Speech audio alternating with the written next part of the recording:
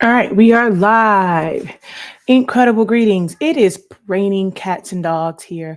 Okay, so it looks like they have restricted StreamYard from going live on like regular pages, or is there something I'm supposed to do? Let's see. Hello, everyone. I just realized that I cannot go live on Facebook from StreamYard. Give me a second. On June 10th, 2024, Facebook released a new set of criteria to be eligible to go live on Facebook. One, your account must be at least 60 days old. Two, your page or personal profile must have at least 100 followers. To go live from a page, you need to have Facebook access or task access to create content. Learn more. All right, so this is new. We have to go live.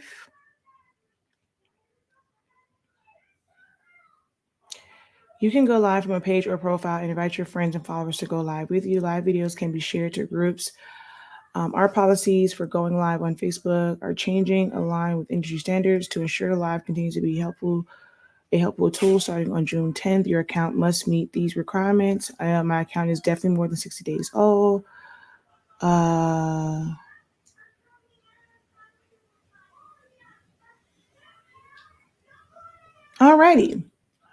I have no idea why my thing won't go live.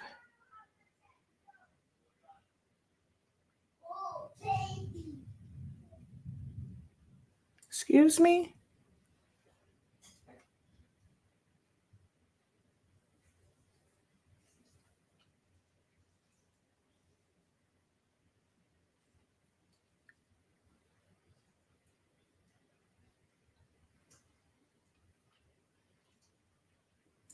I have no idea what that is. Alrighty, well, I have no idea what's going on. It is a very rainy day here in South Florida. It is raining cats, dogs, frogs, hogs, literally everything right now in Miami. And it's kind of like gloomy. And I sit here in front of the computer trying to work. I'm working on some things for my soon to be first grader so that he does not regress during the summer. And I was working on like some learning material. But this rain is making it very, very hard to focus and just I really want to go to sleep, but I know that I can't. Like the rain is really making me want to just take a nap, but I know I cannot because I do have work to do. And then I have class at 6:30. So I'm like, I don't want to necessarily take a nap because I want to get like too sleepy and then be lethargic once it's time for class. So I was like, okay, let's see if my peeps can keep me up. Last time I relied on TikTok to kind of keep me up and awake and like re-energize me. And y'all didn't do a very good job because y'all didn't have a lot of questions for me. So I'm like, I know it's like midday, a lot of people are at work, but I'm hoping like some of my like education friends and followers who are like in the school system, and maybe you're off for the summer.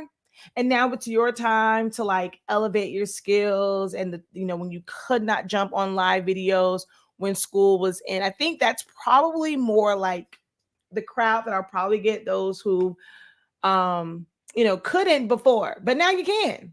You can check out the professor's content and you can finally join a live video. I'm hoping that this video finds its way to you guys, that the algorithm is nice to you.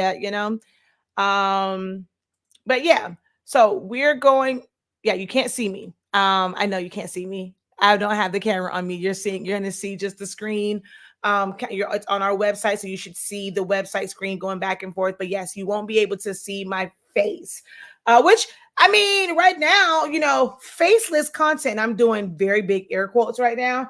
Faceless content is all the rage right now. Everyone's trying to figure out how to do faceless content. Let the gurus tell you people don't need to see your face. But my very first comment is, I can't see you. So I don't really believe that to be true. I just haven't set up my cameras yet.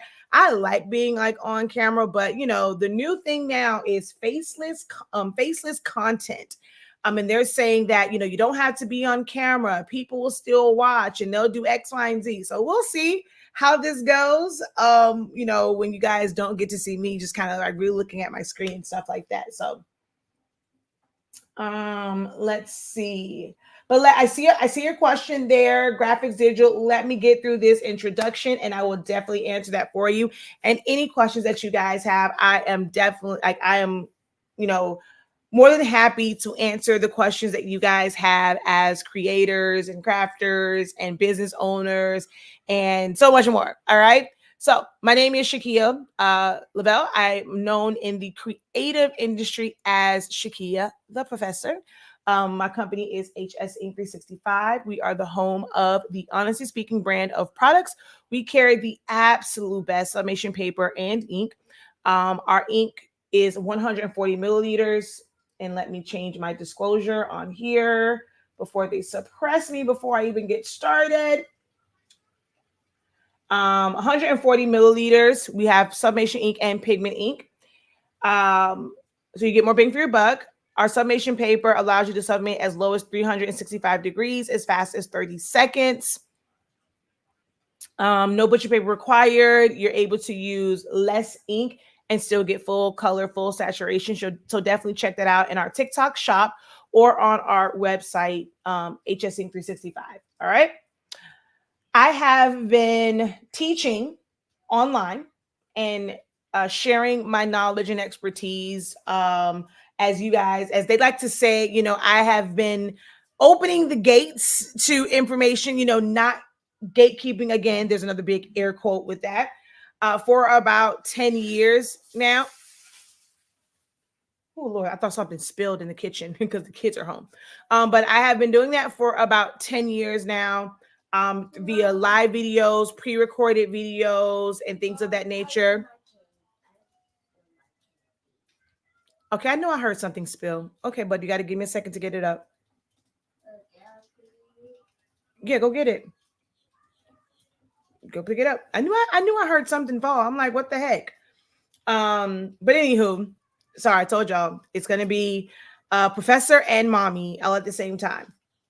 But I've been teaching based off of my experience, my knowledge, via pre-recorded videos, live videos, answering questions in Facebook groups. I've been doing that for 10 years and I've turned it into a business. So it is a part of business for me. So what I ask that you guys do to support that, although we have classes, we have products, like the video, share the video, tag a friend, recommend us, refer us. You're in a group, someone has a question, you may not have the answer to it, but you heard it in one of our videos. If you don't know exactly what video it is, tag me. If I'm not in the group, invite me to the group and then tag me in the post.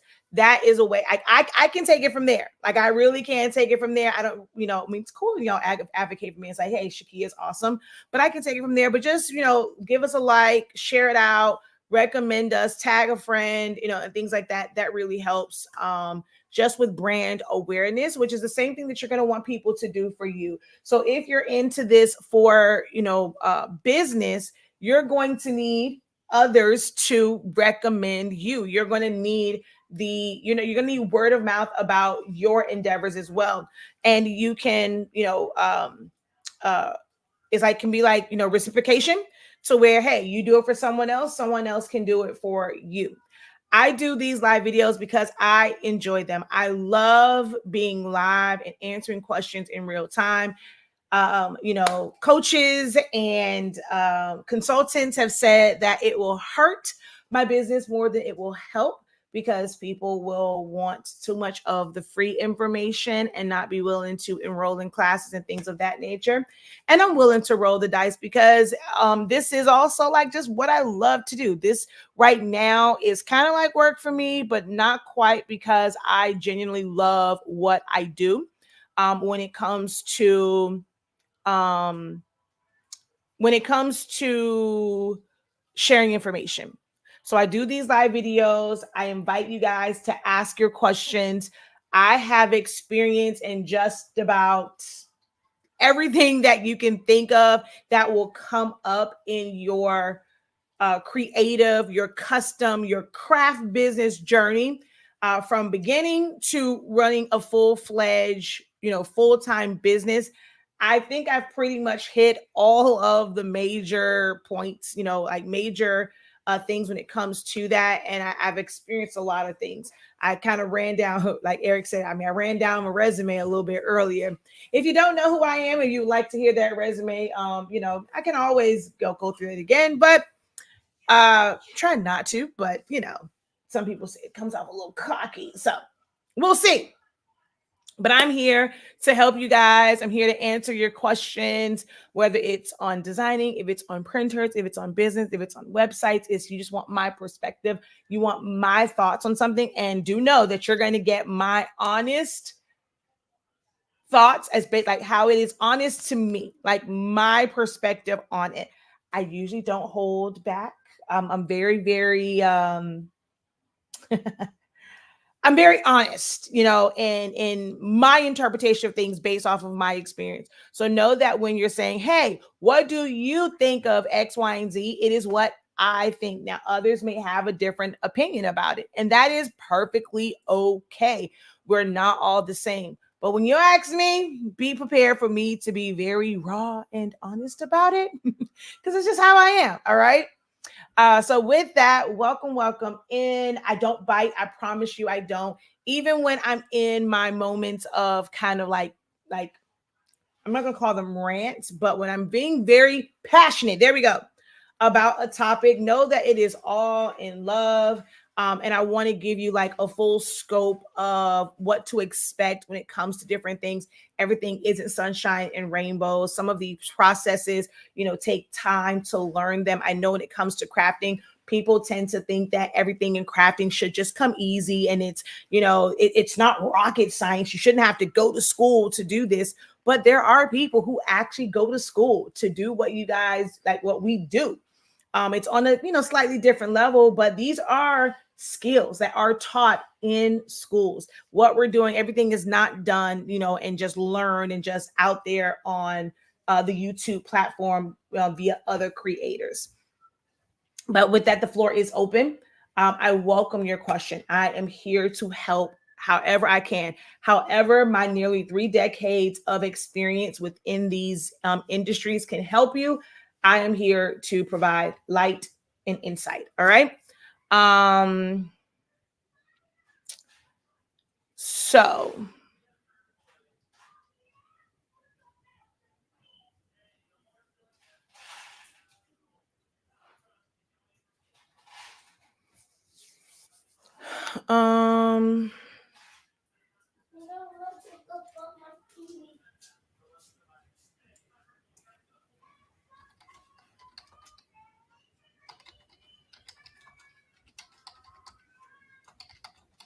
one second.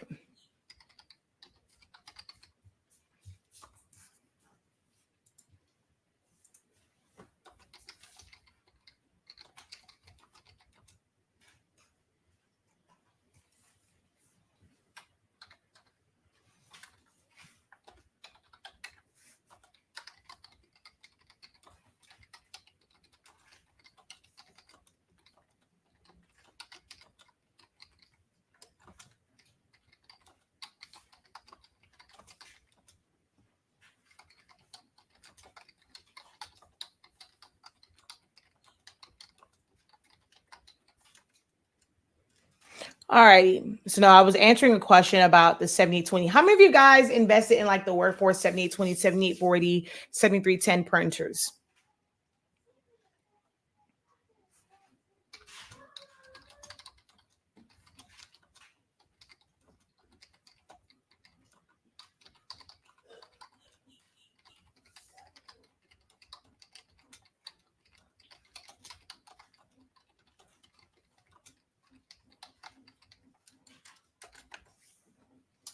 You have the 7840. Are you using it as a converted printer or as a standard, like how it came, the ink that comes with it?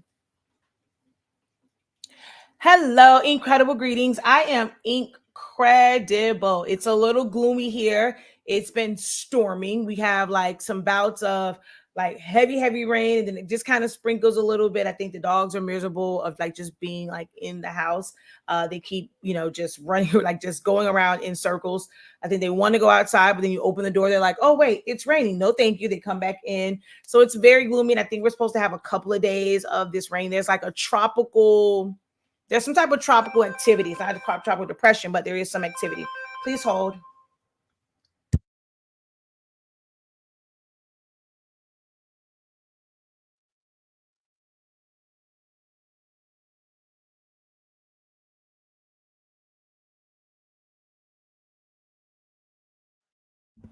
Thanks you guys for holding. That was even just let me know that he was home in all of this rain.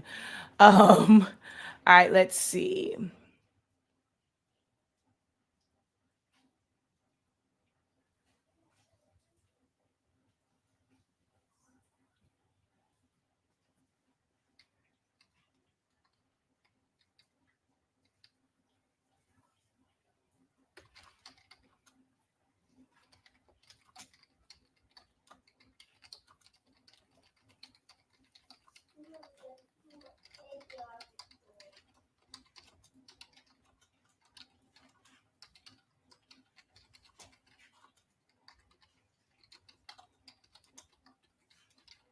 All right.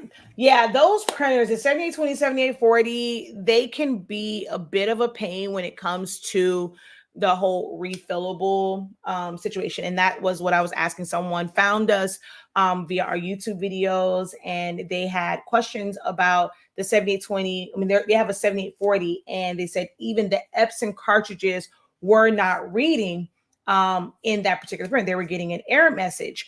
And I'm like, when it comes to, like, if you're using the true Epson ones, and as long as it's not the ones that came in the box, because what happens with many people who are converting cartridge-based printers, they watch these videos of people saying, do not use the cartridges to set up your Epson printer.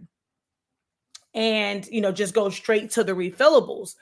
The bad thing of that, though, is if you need to like troubleshoot and things like that, those original cartridges cannot be used. You can't even sell those to anyone because they are an initializing cartridge. They have an eye on it. If they are not the first thing that is placed into that printer, they don't activate. You would never be able to use them. So I was asking her that question, was it the original ones?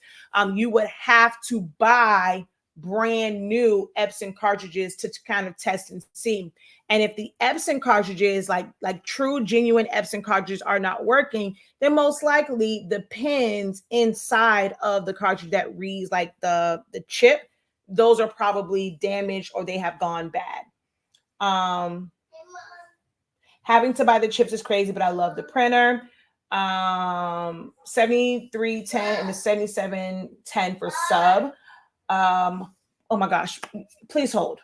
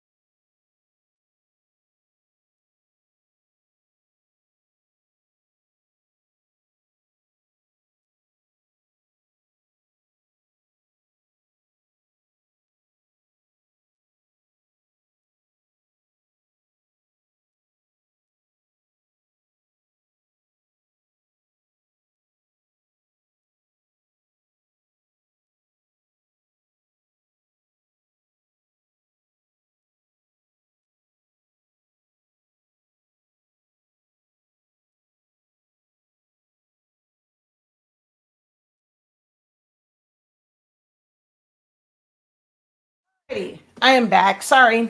The little one dropped his candy and he was adamant on me picking them up. Um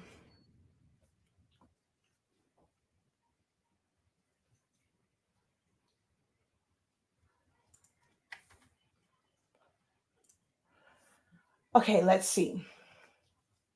Okay, so to answer the question, have I ever done a mug in an oven? Yes, I have. I've done plenty of them. I've done them on live videos. We've done them in classes. Have you ever made a pop out card? If so, can you do a quick go over? Pop out like a um so I need a little bit more on as far as like what you mean, like the one like a card, like if you open it and it just kind of pops up. Is that what you're referring to? Like from the center, or uh are you asking about the pop-up card feature in Silhouette Studio? Need a little bit, information when it comes to that. All right, let's see. What do we have over here? I have the 7310. We also had a couple of days of heavy rain as well. Try and stay dry. All right, 7720 for Sublimation. 7310 is just for office invoices and anything that has to be printed. I'm looking for some ideas for my daughter who's graduating from primary school. She's 11. What designs can I do to celebrate, even though we don't have her grad pics? You don't have to do grad pics just because someone graduating. Like I actually made a fan for my niece. Do I still have that up, or did I close that out? Yeah, so I made one for my niece that was just that just said 2024, and it said grad. It had the school, it had a cap on there, her name. And this can be for a fan. This could have easily been put on a shirt or anything like that. So it doesn't have to have the grad picture. Anything that just, if you want to put the school name in the colors, if you want to do sayings, some sort of saying, like leaving, like y'all call it like primary school. If she's going to like middle school, if you want to do that. I've done designs that say like, what did it say? I think it was pre-K, kindergarten, first, second, third, fourth, fifth, sixth. I forget. Oh my God, I can't remember how that shirt went. But it basically just crossed off everything, and then it highlighted the fact that she was going to like the sixth grade. So I've done designs like that. Or just class, the middle school class of 2024, anything along those lines.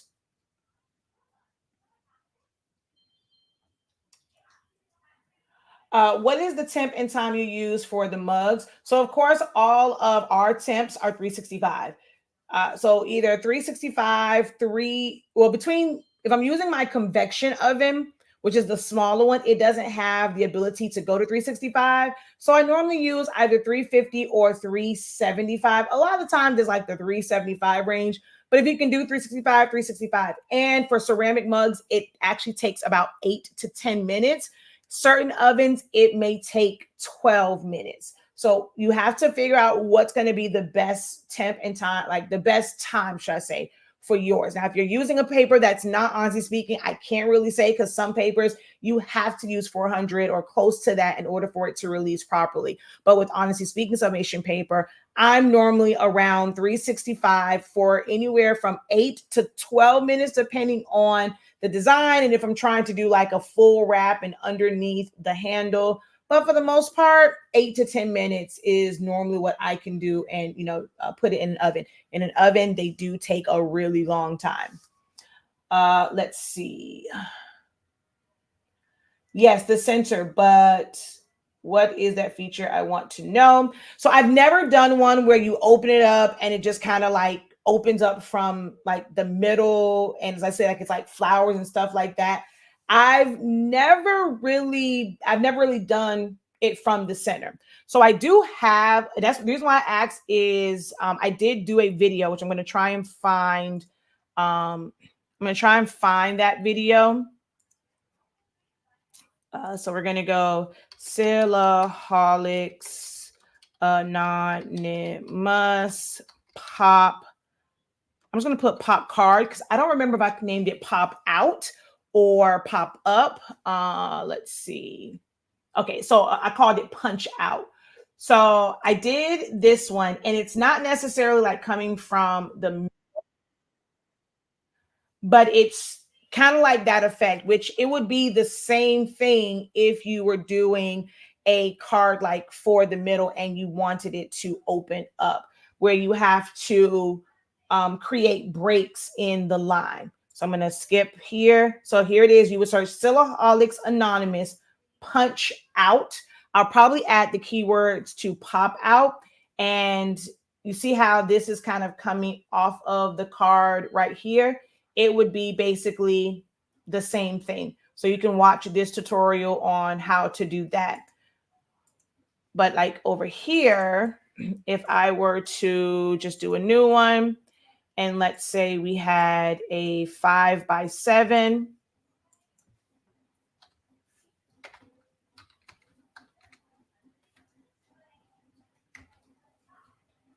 Okay, what happened? 5x7.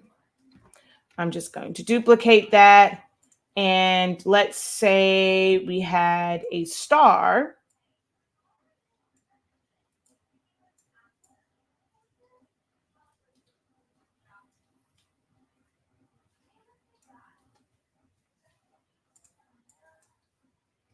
All right, so I'm going to make the line here. I'm going to center it. Well, I'm going to push it to the edge so it's in the center of the two cards. Uh-oh. I'm going to just duplicate this. My students know I duplicate everything. And we're going to weld this. So I have my center line here, but kind of like for this to pop out, it just depends on like where you want it to pop out at. I have to convert this to a path first. And I'm going to double click and click here and here. We're going to delete. I'm sorry, not delete, break path. And let me see. So actually, I probably would have to come down a little bit more because then that would just be at the top. It'll probably have to come to right here so that when you open it up, this part kind of like pops out.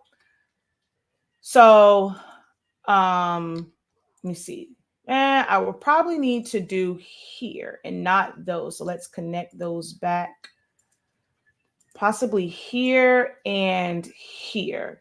And if I break path and then release compound path, I don't need, let me see. Because if I get rid of that section, that's going to be just the top. I'm trying to think. I have to really look at the card and see how I want that to open up, because you have to have some parts that are connected and then some parts that are not connected so that it still stays on the card, but then you can still kind of sort of see it. So you'll probably have to create some bridges too. But for the most part, it's real. Like, even if I just like take this part out, this would cut into, you want to make sure that it is centered. It was not, so it just needs to be centered, and it will cut into the top layer. So you do know that you have to have 2 layers of cards.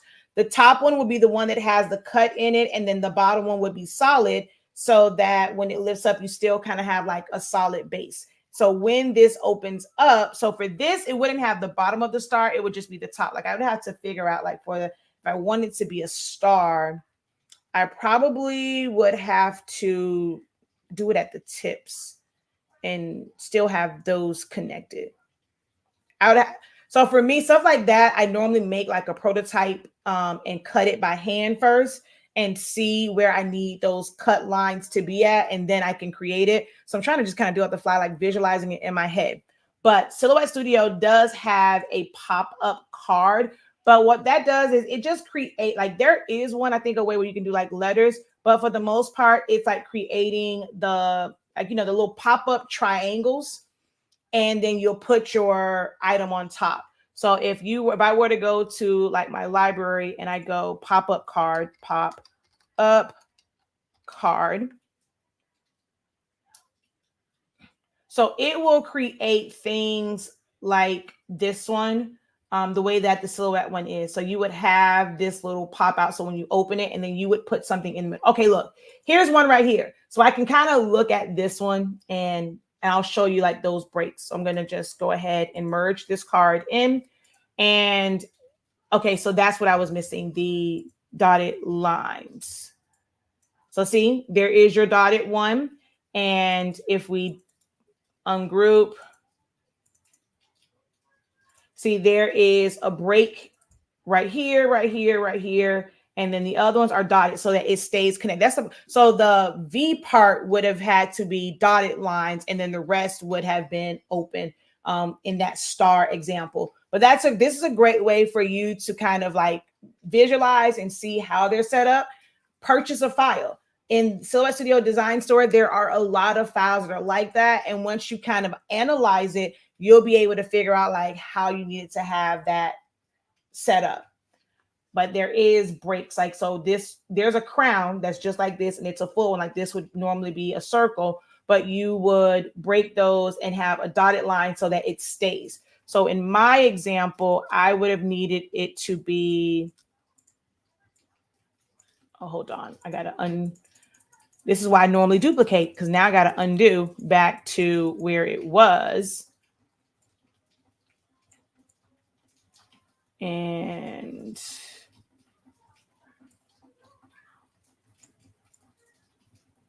okay, wait, let me anchor this and move. Let me anchor that and move. Come on. Okay, is this on snap to grid? Because why is it? Okay, no, snap to guides. So let's see. Now can I get it to move? Man, why don't you want to move? Oh, one, you're not centered. That's for one. You're not centered. That's for two.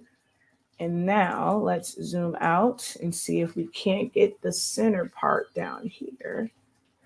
You still don't want to line up.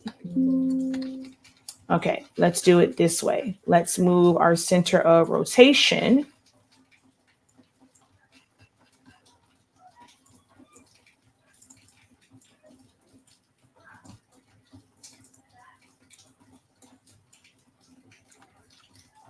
Let's move our center rotation here. Put that on the center line.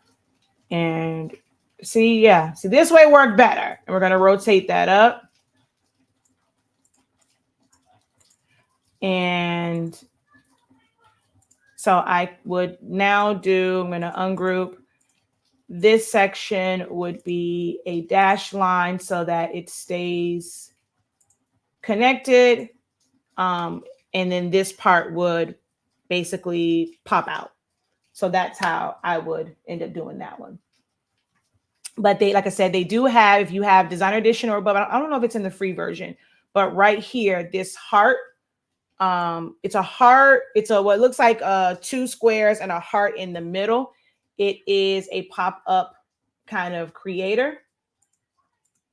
And if you turn it on, it'll actually like your base, and then like the width of like your dashes and things like that. I don't really use that one. I'm not big on like pop-up cards, but you can utilize this to make the little bracket. So the bracket that it's going to make is basically like these right here. How they have the brackets right there. That's essentially what it's going to create for you, so that when it opens, it pops up, and then you create like a die cut and just glue it to it. All right, so let's see. I have an Epson 7720. When I was refilling some ink, I noticed that the cartridge plugs were in the front. Yes, so when like the front one is your fill hole. When it's in your printer, you should only have one set of plugs, and that is in the whichever hole is closest to the chip side. It might be might be in the middle. It may not be like all the way to the front, but whatever is technically closer to the chip side, that first one is where is your fill hole, and that is what should have the plug in it when it's in your printer.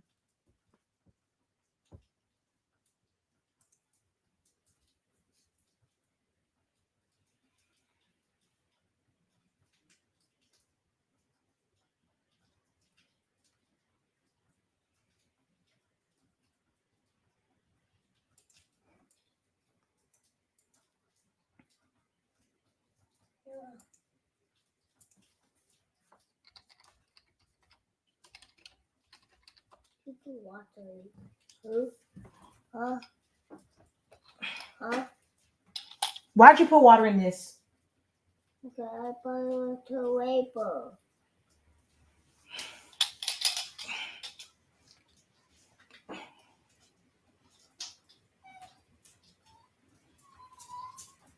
I specifically told this kid not to put water in these nerds, and he goes and he puts water in them. I specifically said, because he asked, do not put water in this. And he says, I thought it would turn into a rainbow.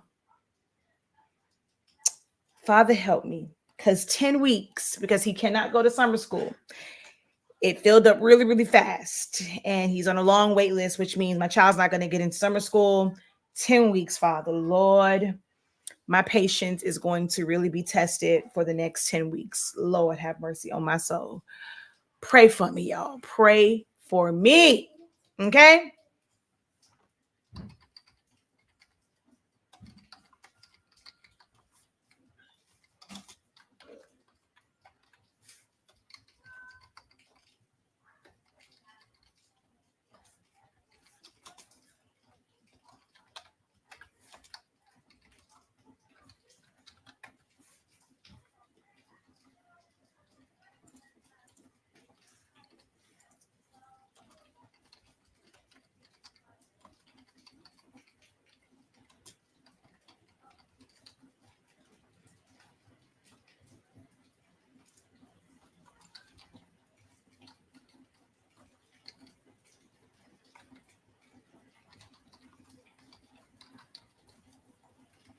All righty. He gets the science from his mama. No, that's not. That boy said, I wanted to see if it would turn into a rainbow. I should have known better when I purchased those nerds from Walmart. I'm like, this kid has never eaten nerds before. Why do you want nerds? So he wanted the nerds to see if they would turn into a rainbow. I don't know whose YouTube video this little boy has watched, but he just basically just wasted my $1.25, okay? Ay, os míos.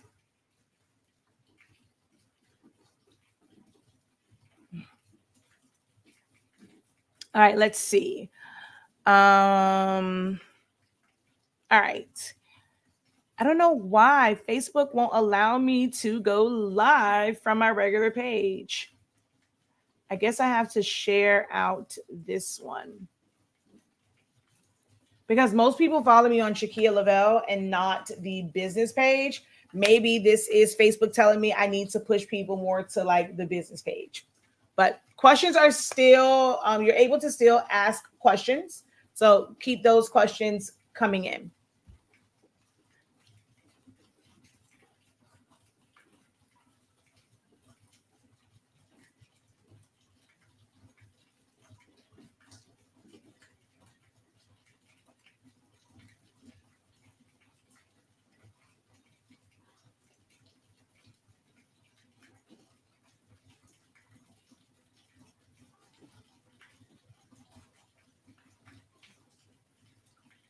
I don't know if it's something that I have to do on my page for live videos from StreamYard.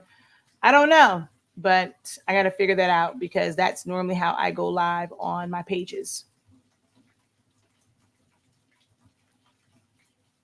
All right, know that this is not a paid class, guys. So it's all based, so I don't have anything prepared for you.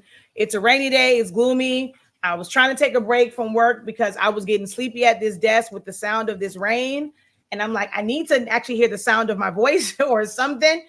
So okay, hopefully if I do a live video, I answer some questions, it'll wake me up and I can finish the work that I need to do, but we will see. All right. I've watched some of those kids on YouTube and they do be trying all kinds of stuff. I feel you though, my grandbaby's 3 and she does stuff like, oh my gosh, like, dude, come on.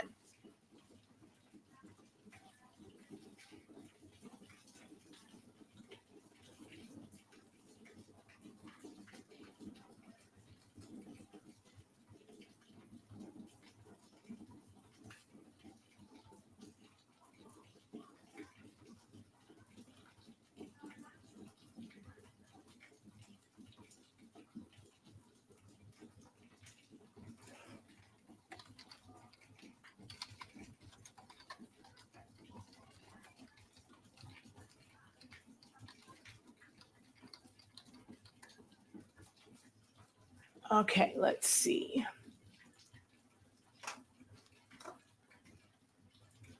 I'm over here trying to share this live broadcast out, and this is what I see. Like, Facebook has not been nice to me ever since they suspended my account for no reason. This is what I see. Like, what the heck is going on here? I don't know what's going on. What's going on? What's going on? What's going on? All right. Let's see.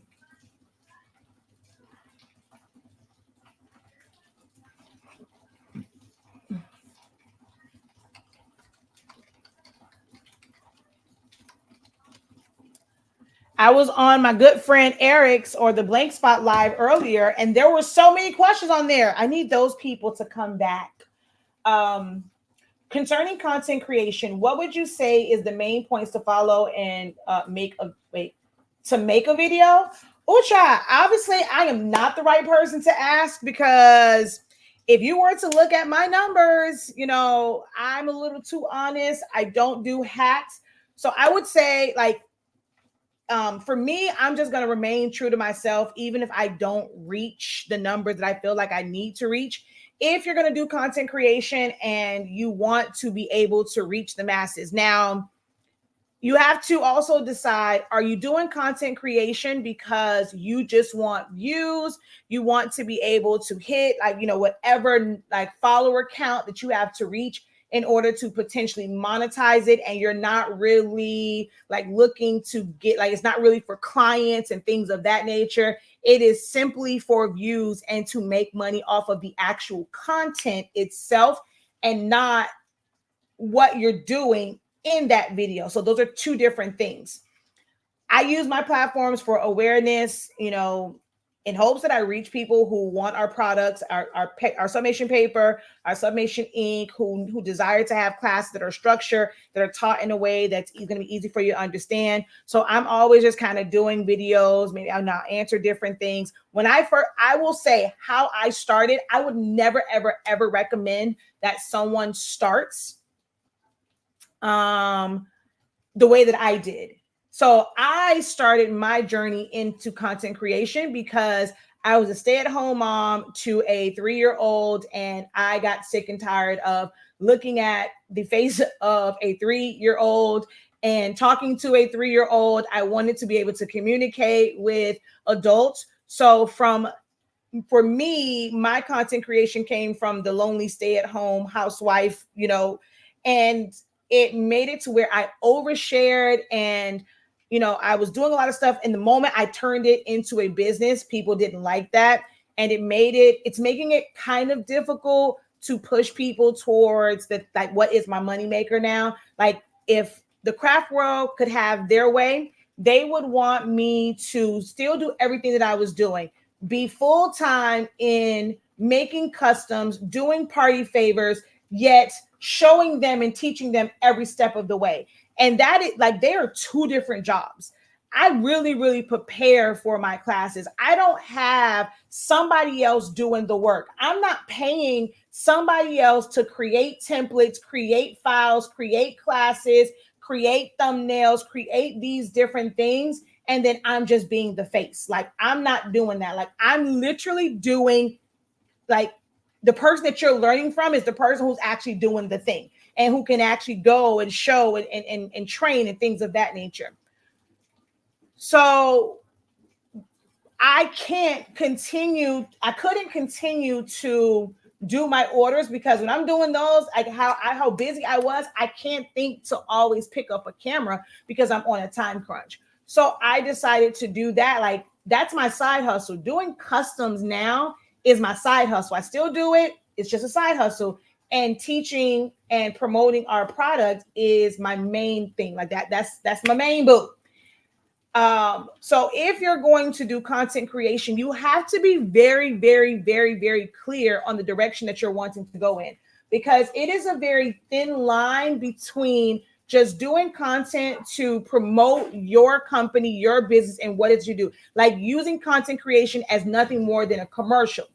But a lot of crafters, instead of doing their content where it's a commercial to the end consumer who will actually purchase it, they fall into the trap of, oh, you now are instructing people how to do it. You're allowing people to come onto your videos, on your live videos, underneath your posts, and ask questions about your process. What are you using? And then your video that was meant to just be, hey, my name is Shakia. Our company is 365 HSINK365 Prints.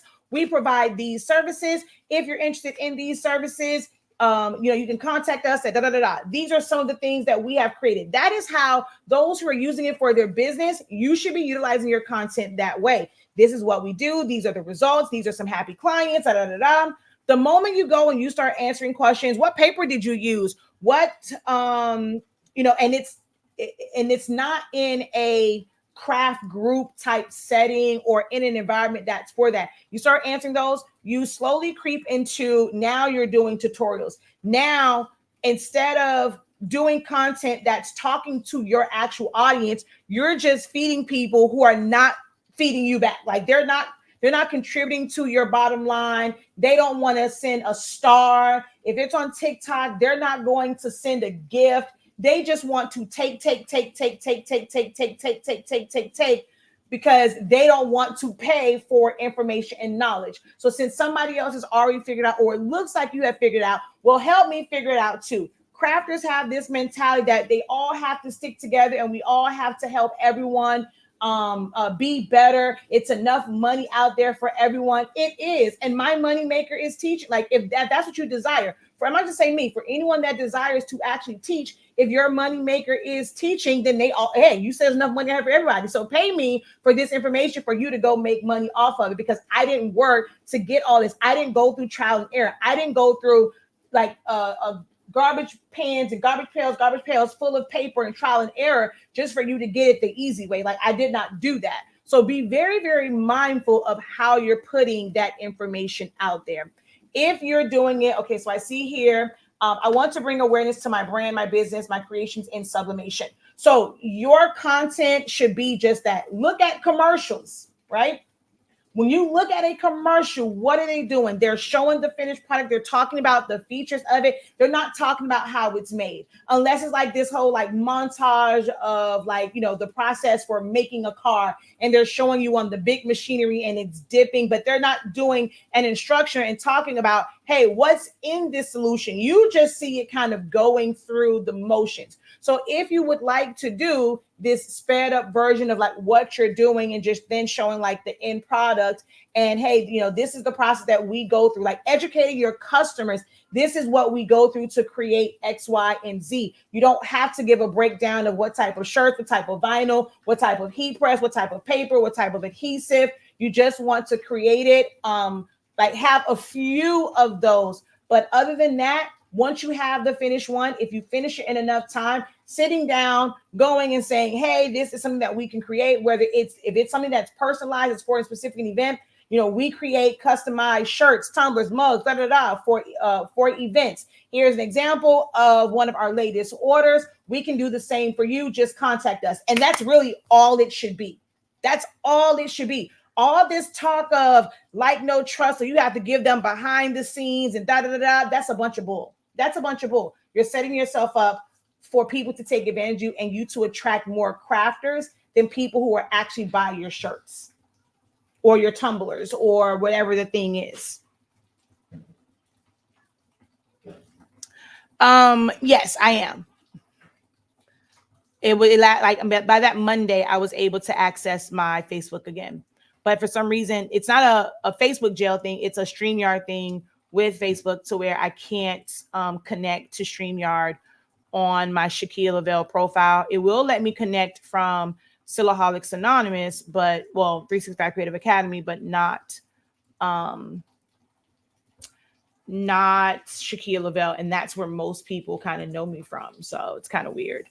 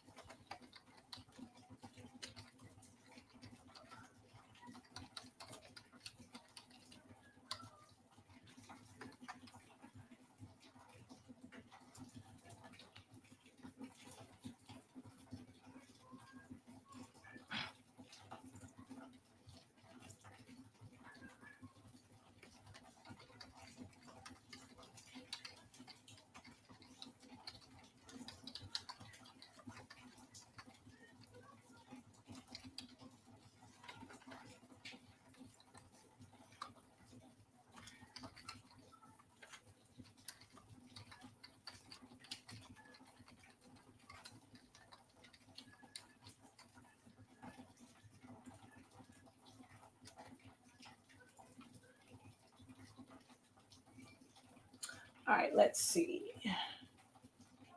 Let me go back over here. Let me share this to my group.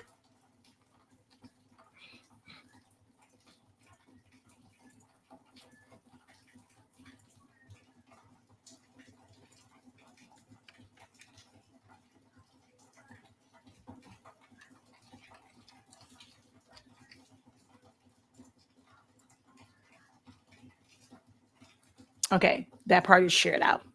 Hey, just say the floor is still open, guys, for you guys to post your questions. You don't post anything, you don't ask any questions, you don't inquire about anything, you don't get any answers. It's that's just how this works. I know y'all prefer the content. The content that I'm saying, not I know y'all would prefer. Y'all just want me to come on here and everything that I know, everything that I have learned, everything that I have done. Y'all would rather me just come on here and just pick one of the things that I do very, very well and just come and display it. Is that what you prefer? You don't want to ask questions. You just want to see what the professor does. Be honest with me. Is that really the content that you're looking for? You want to just see somebody just creating something. You want to see me just creating something. You don't want me to answer questions. You just want to see me do the things.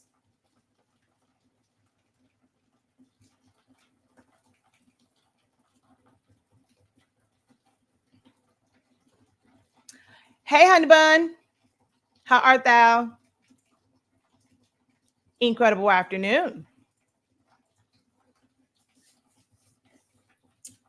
Sometimes. So, but I mean, I do that. I do that quite often. But like I just said, right? If I go and if I show you just everything that I do, and because y'all know me, if I'm gonna do it, I'm not gonna kind of just come on and just show one, and it's gonna be a full thing. Like I'll go through the entire process. How does it benefit me? So should I just share my talents for free with the world?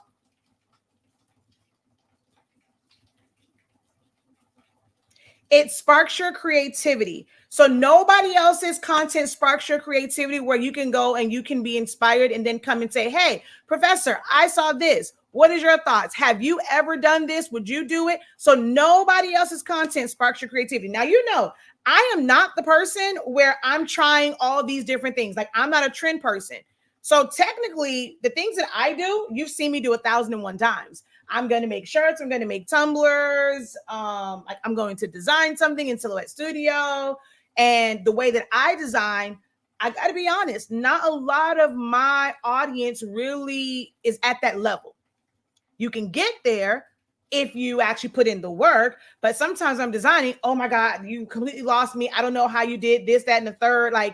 So if I just design, if you don't take the time to take the classes to learn the tools and functions, it's not going to spark your creativity. You're going to be mesmerized. You might be motivated, but you're not going to be inspired because you're not going to be able to mimic it because you haven't taken the time to ask the questions and to be in classes to learn the programs and understand how the tools and functions work to do those things. Piggybacking off my eco-solving question earlier on the Blank Spot Live, what is your preferred go-to? So I have a Roland BN20. So I'll show that. They do have a new one now. I don't know if they're still selling the old one, but I will, let's see, let's go over here and I'm going to type in Roland BN20. So I have, hold on.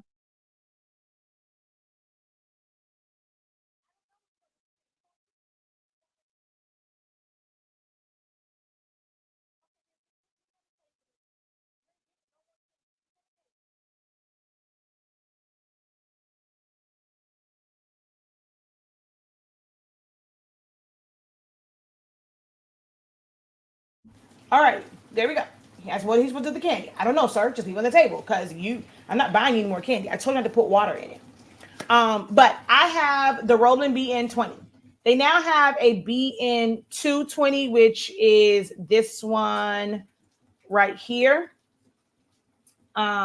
It's supposed to print faster and all that stuff, but you can get that one. So the BN20 and the A are basically the same thing. It's just that the A, you cannot have a white configuration or a double magenta configuration. It's just a single CMYK configuration. You don't have the extra cartridge. The extra cartridge can be like in the old, like the regular BN20s, it can be a white metallic or an additional magenta. BN20A just means it only has four, I mean, it just has, the four colors, CMYK. So this is a starter one. And starting, you can see what that price is. This is, well, I'm not going to say this one. It would really be the Roland BN20, like the regular one. And I don't know, hopefully I like this version. I'm hoping that they don't completely discontinue this version. I like the really long cartridges, the 440 cc's, and not the small one. So I'm hoping that they do still kind of keep this configuration. If not, people get these all the time and then they end up selling it. This is the least expensive version of an eco-solvent printer. So you're looking at nearly $6,000. So 5,000 and some change has gone down from where it was before. And then the Roland BN20, but Roland BN220 is about $6,500. Okay, so that would be your starting point. If you're wanting something wider, Roland is a really great printer for eco solvent. If you're looking for solvent or latex, there are some other brands for those. Like when you're doing, like let's say you want to eventually get into casket wraps, you would want to use a latex printer instead of an eco solvent printer. Just in the way, like the way that the ink is a little bit more durable for certain things. So you want to get into latex printers, not necessarily eco solvent printer, although it's kind of sort of the same thing. When you demonstrate what you know, I learned something I didn't know I could do, but I get that, but there's nothing. So you guys only want to learn what you see someone else do. You haven't done any research on your own and saw things. And it's like, okay, I see it. I like this. I would like more information about it. How do I create certain designs? So there's no design that you want to create your own, you know, that you've seen. And I want to know, how do I create this? You don't need any, you don't have any questions about like your marketing, your brand, like none of these things. I always tell you, you guys could ask me on any of those levels. And I always get questions about printers. That's like my main thing is questions about printers. Oh man, you guys couldn't hear me. My bad. On TikTok, you couldn't hear me. I thought I unmuted it. All right. So I was saying that this is the Roland BN22. This is the newer version. And so this is the cheap. These are the least expensive that you're going to get for eco solvent printings. If you want to be able to use it, whether it's for printable HTV, adhesive vinyl, printing onto like the vinyl banner material. If you want to print posters, things of that nature, this is the least expensive versions of eco solvent printing. And that's the Roland BN20 series. So whether it's a BN220 or a regular BN20, if it's a BN20A or BN220A, the only difference between the A and the regular is the A is only a 4-color configuration, CMYK. With the 20, there is a 5th slot that you can put white or an additional magenta in that slot. The Roland BN2, God, I hate that name. Roland BN220, cheapest creepers. You can only use 220 cc cartridges. With the Roland BN20, like the regular or the BN20A, you can use the longer 440 cc cartridge, which is what we prefer to use. You get more bang for your buck. But this is going to be the least expensive. So if $5,000 wasn't the price range that you were looking to kind of spend, then you're just going to have to continue to outsource your prints until you have enough clientele to justify a $5,000 to $6,000 purchase.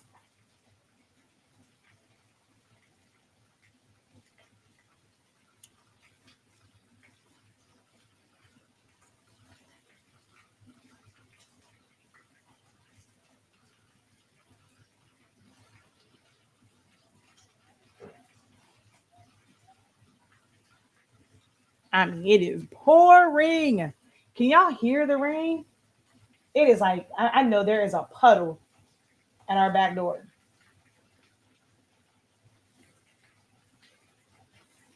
It is coming down. It is raining cats, dogs, frogs, and hogs.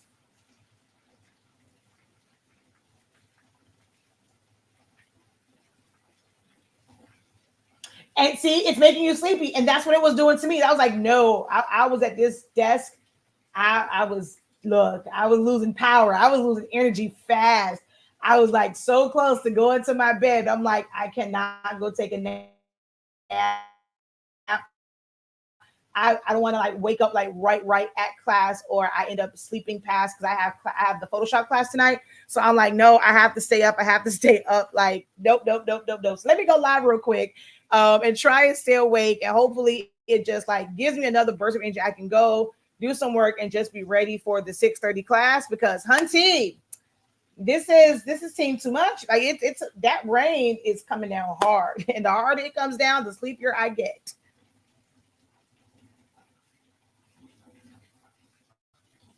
Oh, I figured you guys probably wouldn't hear it, but I know TikTok, because the microphone on my phone is a little bit more sensitive.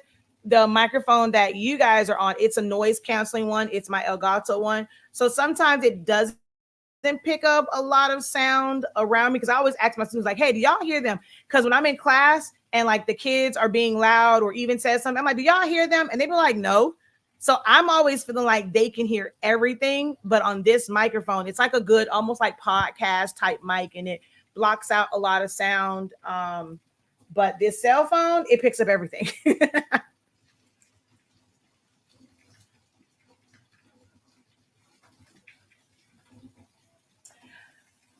All right. Well, I don't know what more to do, because I just want to help you guys. Like, I mean, questions about printer. I'm always giving suggestions on things to kind of inquire, about. I always ask you guys, what are you guys struggling with, in your creative endeavors, in, I guess you would say, like, business. I know everyone, the answer is always, I struggle with sales. I do get that a lot. How do I get more sales? And then people always say, like, oh, the economy is bad for everyone.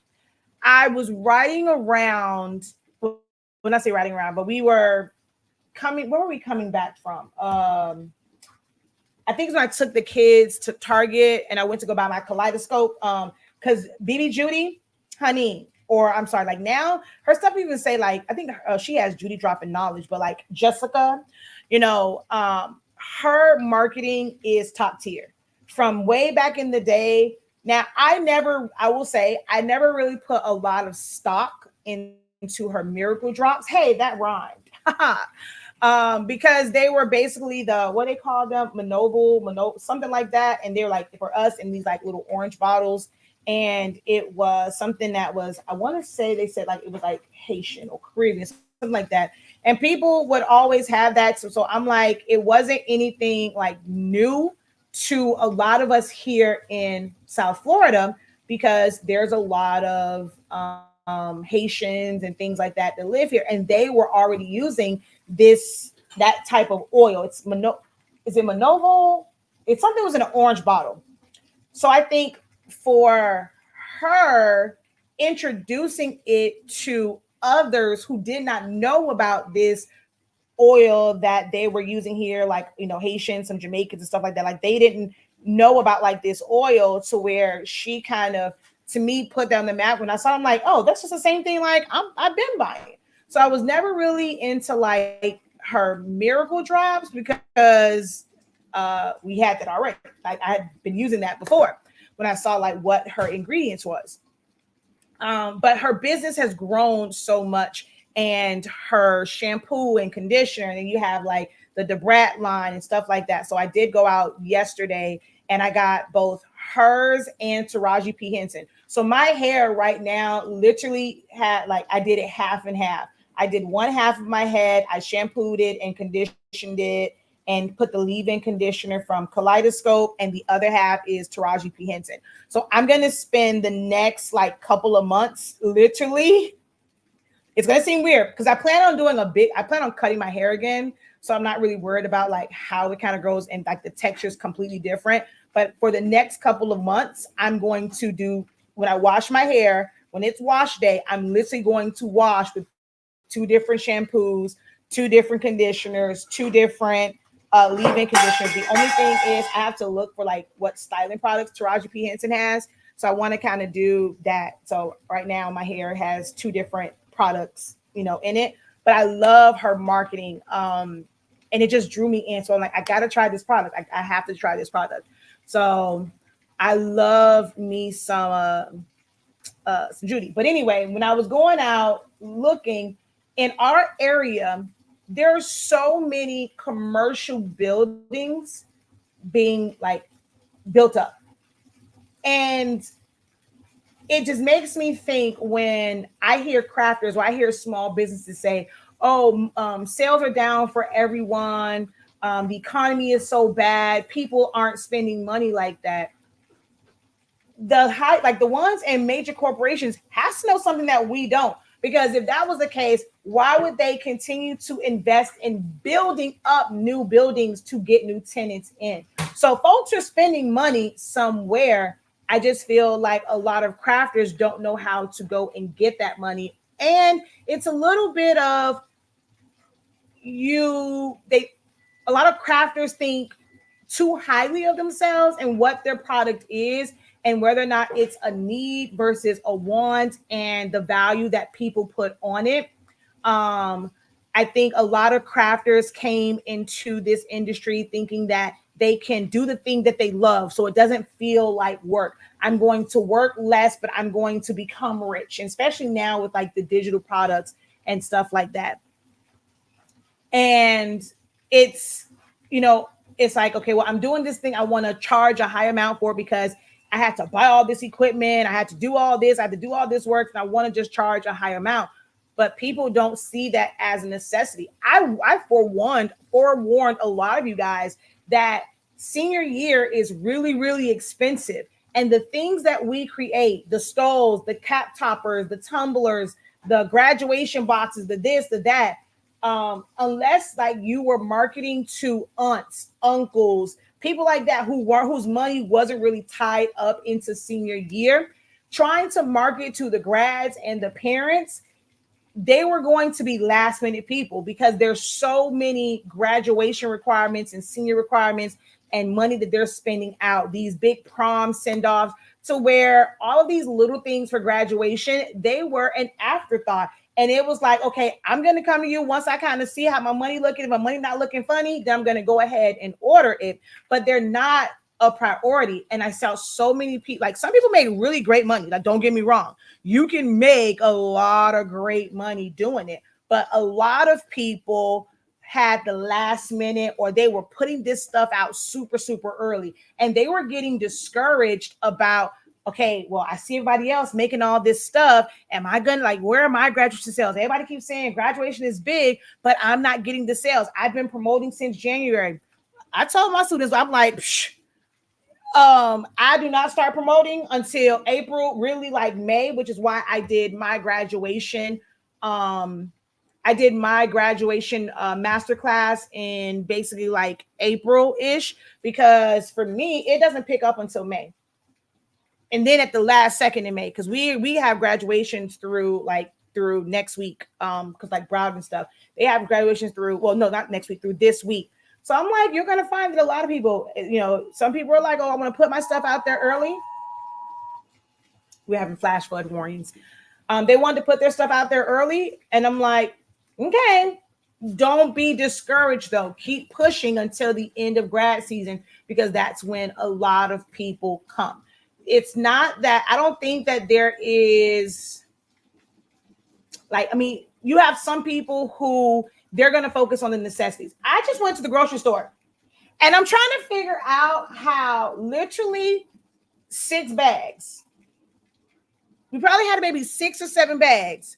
Where did $115 come from? It's not that, I don't have it, but at the same time, is this all that $113 get you? Is these couple of things? I'm like, huh? I was just dumbfounded. So we have to also, like, if you were on the live video on TikTok, or if you weren't, I'll just tell you guys on YouTube and Facebook. So when I was in Walmart, I was on a TikTok live with the blank spot, and I was showing. So I'm like, what do you see? What do you see? So I'm going through these Enter Miami shirts. So if you don't know, I live in Miami Gardens, Florida. So we have the sports team here that represents Miami for soccer, Enter Miami, right? So I'm going through and I'm showing the shirts. So somebody effed up, right? Somebody effed up royally when it came to the shirts, and they left a tag on there. So I'm going through, I'm showing the shirts, and we get to one. Now there is a screen print or DTF. I think it's more screen print. I can tell that screen print. So there's a screen print tag inside that says MLS, right? But there is a tag that's hanging from it, and it says Gildan. So while in the craft community, some of you guys treat Gildan shirts like, oh my God, these are the worst of the worst. I would never. I want to represent my business in a way, like I wanted people to know that I use quality shirts, and I want them to pay for, oh, you got to pay my price because I use quality. Like, and I'm sorry if y'all feel like that's condescending in that tone, but this is literally how it comes across in these craft groups, where they don't want, and I'm sorry, y'all not asking me any design questions, and I'm not turning the camera on myself. So you're going to have to just watch this screen because, yeah, that's what you're going to have to watch because I'm not putting it on me. But it's like this whole thing about the quality of shirts. Oh, I would never use Gildan for my brand and like all this stuff. And here it is, Enter Miami, a whole team that paid Messi a whole lot of money. And they had shirts made, and they had their logo put on a Gildan shirt, and they are selling it to you. And they were $16. And right next to that was another rack of shirts that were a softer feel. Those shirts when I tell you, look, if y'all were on the live earlier, was it not the same damn design? It was their logo. It's only so many ways you can do a logo. I mean, some of them had like Messi's name on them, but there was also some of the Gildan ones that had Messi's name on them. It's their logo. Their logo is their logo. They're not putting a different logo on the cheaper shirts and a separate logo on the softer shirts. It's the same damn logo, same design. It was $10 more because of the quality of the shirt. And this is something that I have been expressing so many times, but it's like, y'all don't want to hear that. Some people ask, well, how do I know how to run business? Like I told them on that TikTok, go into the stores. If you're in business, you want to roll with the big dogs, y'all keep comparing yourselves. Oh, well, people don't say that about Walmart. They don't do this, they don't do that. Did y'all go into Walmart, Target, the mall, whoever, all of these like branded stores and see how they operate? Are you operating the same way? If no, like Eric said, shut up. But I'm like, to me, it's not, or our economy is just in ruins. We're in this major, major recession. People spend money on what they want to spend money on. Because, baby, Wawa's, if it was not raining today, Wawa's would have got my money again for like, I don't know, the umpteenth time in this past week. 7 days, but it was pouring down rain and I didn't feel like fighting the rain to go get a frappe. But people spend money on what they want to spend money on. I took my son to Starbucks for the very first time. Makai Jeremiah, I don't want y'all to feel like I'm leading. Makai Jeremiah, come here. See, this is why you're the professor. Depending on my client's budget, depends on the type of shirts. Gildan shirts, they get, amen. And that's what my whole thing was. You have to have different price points. I've preached this. Go tell your brother, come here. Go tell your brother, come here. I've preached this so many times that you can put your design. You can put it on a cheap. If they want cheap, but they want this design, give them a cheap shirt.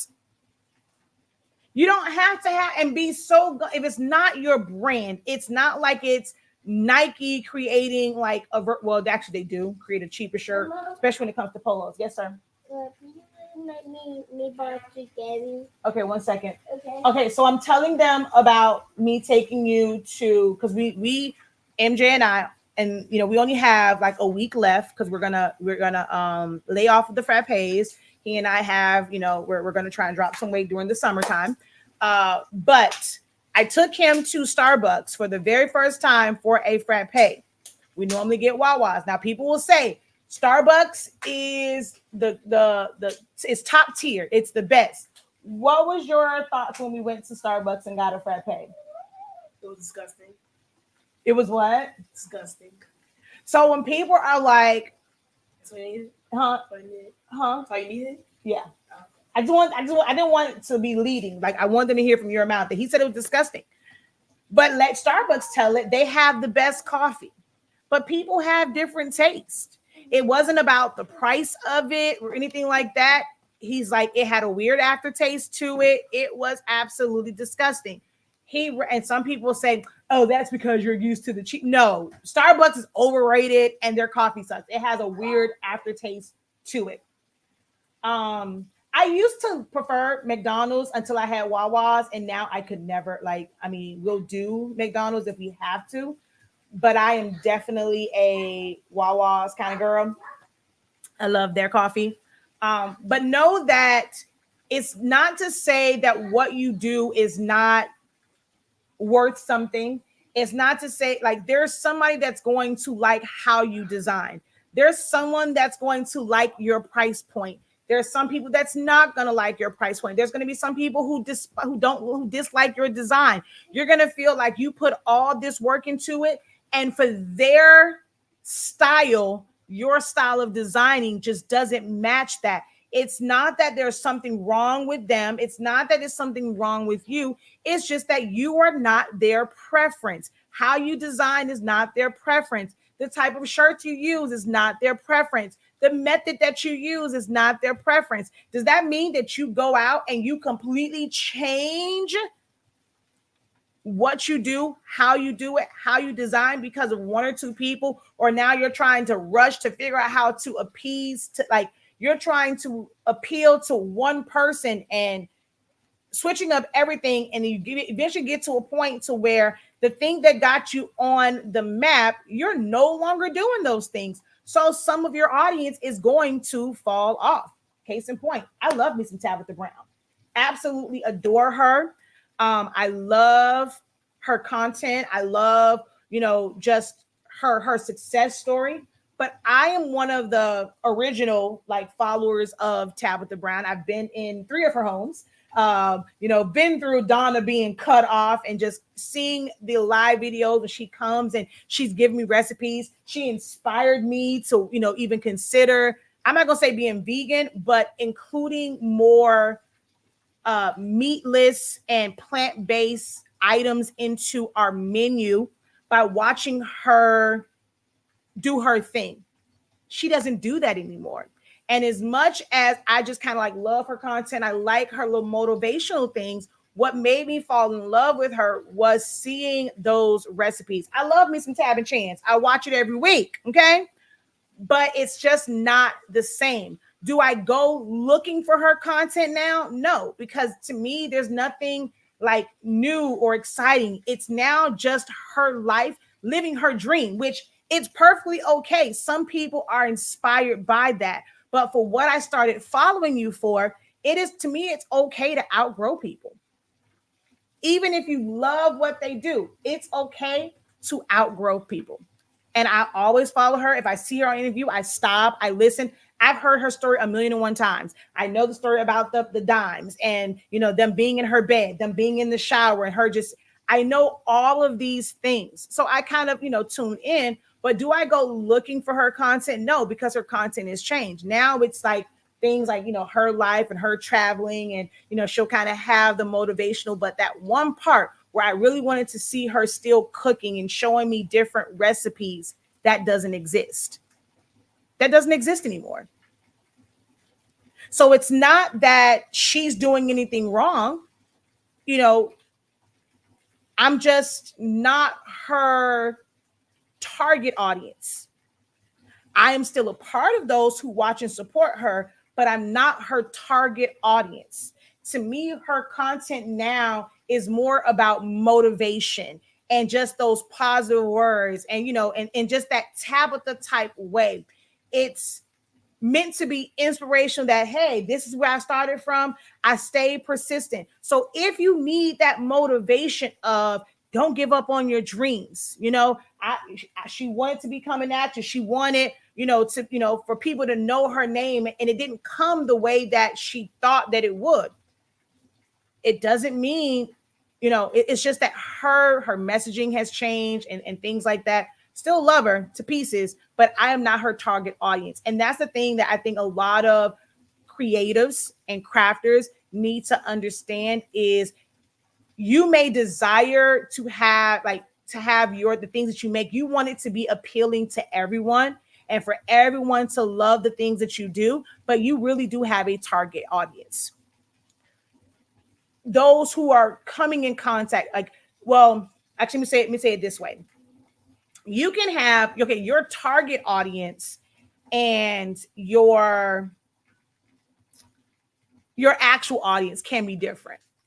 So there are so many people who want to price higher, but in your mind, you want to get, and you would like for your target audience to be those who have disposable income, who's not going to question your prices and things like that. They see it, they love it, they want to buy it. But yet the people who you are marketing to, the people who you are showcasing your items to, you're not putting yourself out there to, possibly get a business contract. People need shirts. So many of you guys are doing DTF now. You don't even have to have like an embroidery machine. You're doing DTF. You can go out and you can get contracts for businesses and do their business shirts, but you're so stuck in what you see in craft groups. You're so stuck in what somebody is showing you. And because you only go after, you follow TikTok pages or YouTube pages or Facebook pages and Facebook groups of people doing arts and crafts, that's as far as your mind will go. That's as far as you're going to go. That's as far as you're going to grow. Because there's no different in how you make shirts and the shirts that we saw in Walmart that were done with screen printing, or that's done with DTF, that's done with DTG. There's no different. There's shirts that are done with vinyl.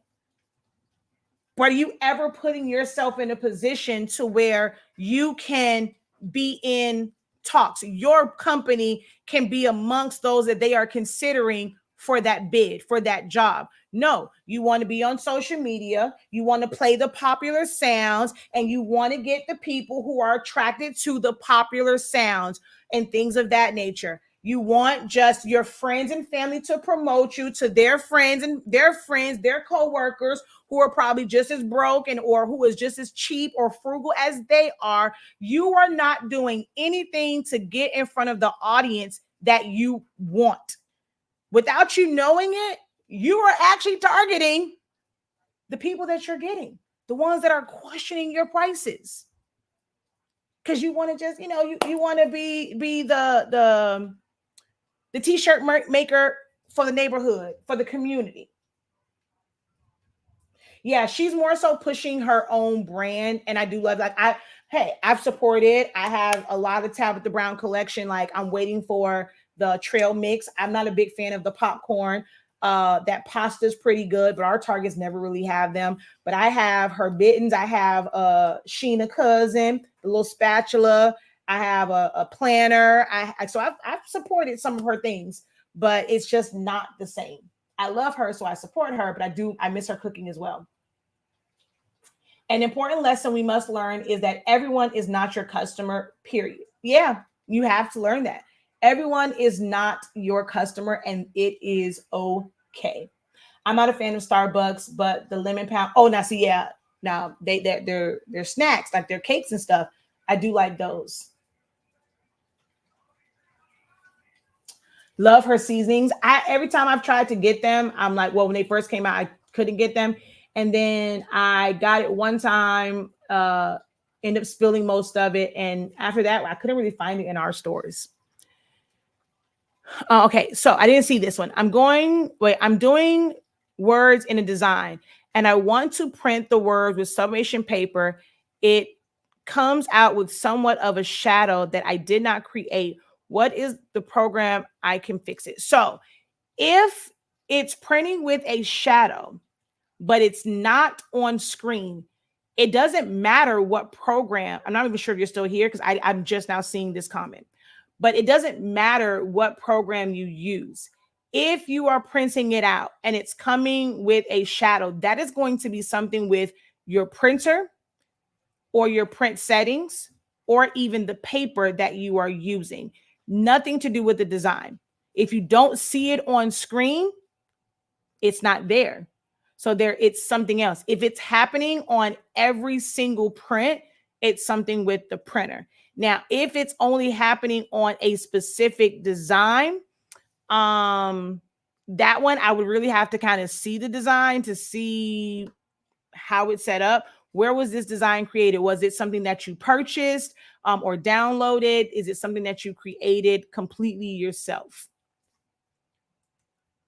It's okay to outgrow people. That's most definitely one of the biggest things I take away from this. Oh, it is definitely. I mean, not even just to say to outgrow. So it is okay to outgrow people. But for me, the underlining thing was everyone's not going to be you're not going to be everyone's preference throughout your entire journey. Right now, you may not be someone's preference. She was a preference for me because I was looking for alternative options for meals and things like that. Have the cookbook, but it was a little bit different, like seeing her do it and just like she always say, doing it. It was just based off the ancestors, and it was just in love, and it was just kind of a free for all. And it's like you connected with that. She wasn't a professional chef.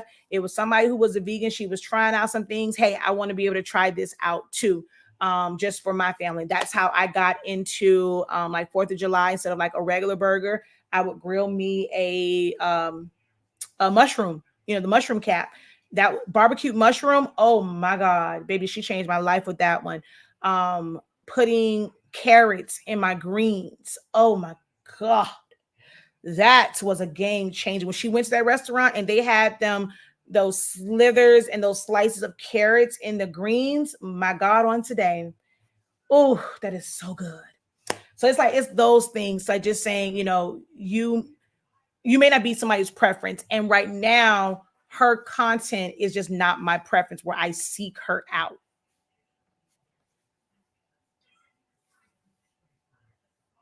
Yes, Chance hated vegan food. So just to see where he is like now, I mean, just him being on camera, he ain't want no part of that. And now it's just amazing.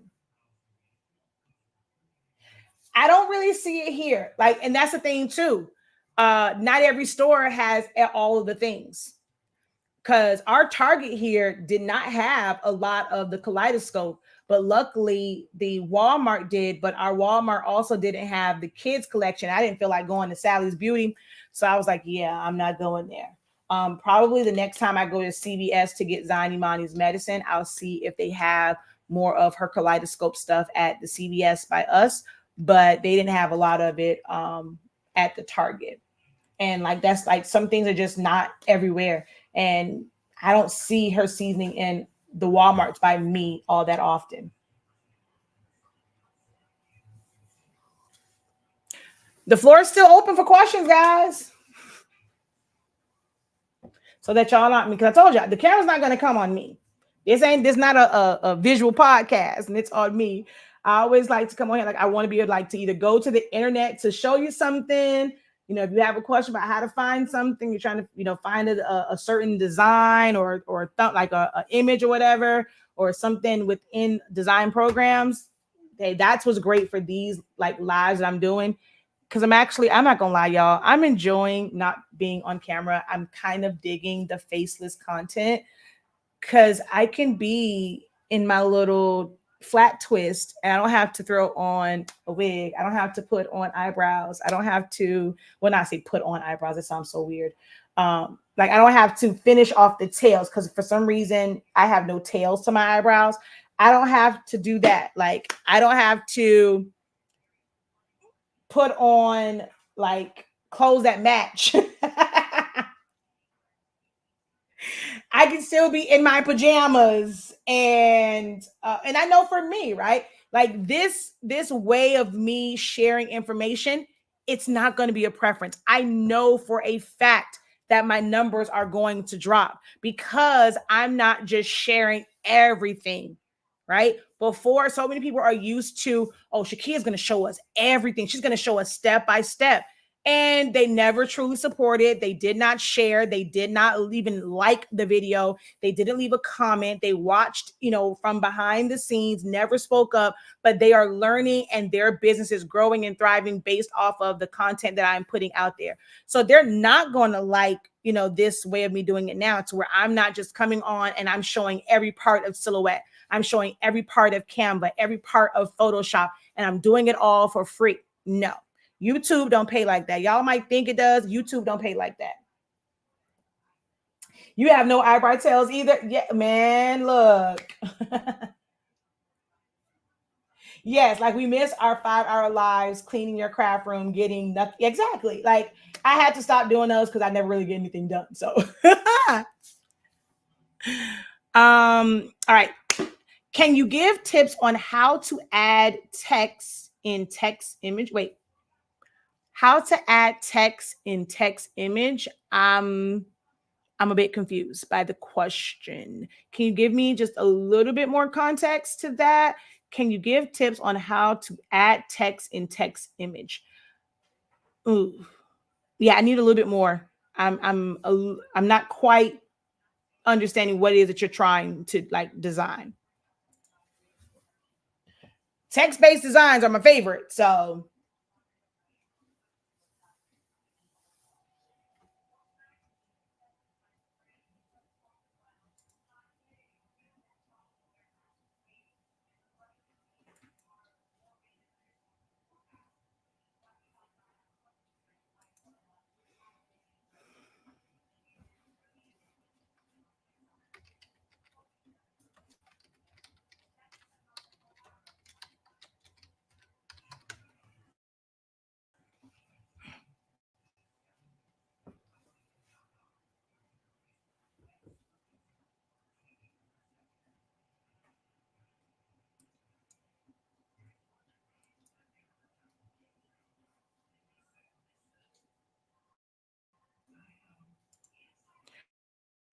add words in the word.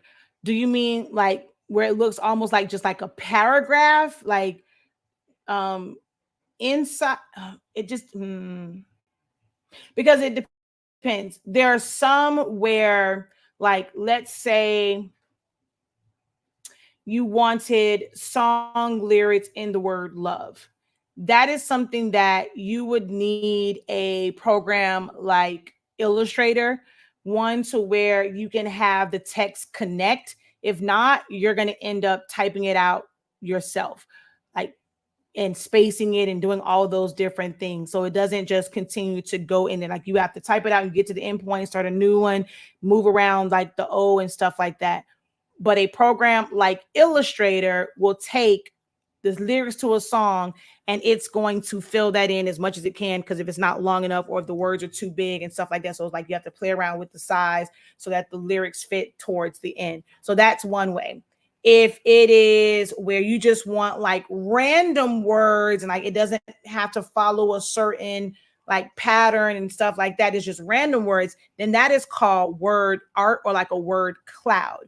And there are apps that makes that easier to do versus doing it yourself. So are you talking more of like the word love and it's like a song lyrical, like words just like going down, or is it like scattered, like, you just want them scattered like all inside of the letters? Which one are you referring to? Dang, it took forever to save. Like, say if you have the word great in a large font and then add words in it. But I know that, but I'm just saying, like, just random words and stuff like that in there, like a word cloud or like uniformed.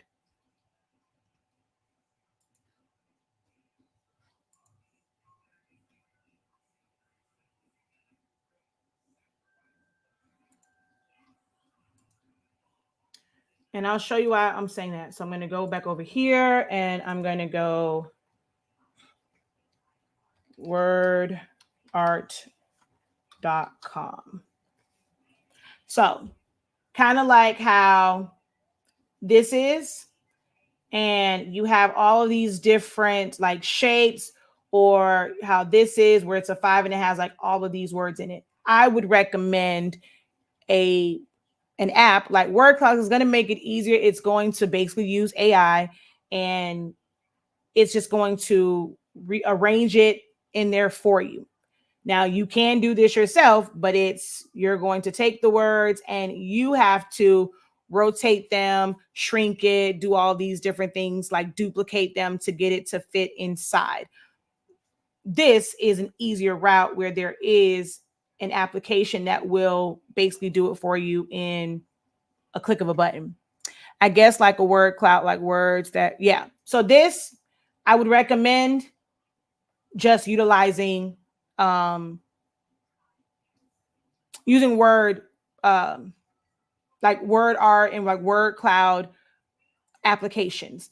Now, to have it be a specific word or a specific shape, a specific font, that is something that I can't show you because you would create that in Silhouette Studio. You do have to have Business Edition so that you can save it as a PNG. Well, actually, I mean, you might be able to just do the screenshot. I don't know. Let's test and see. So if you had the word great, let's see. So we're going to go team. And we're going to choose, I'm just going to choose that font. And I'm going to fill it in with black and no line color.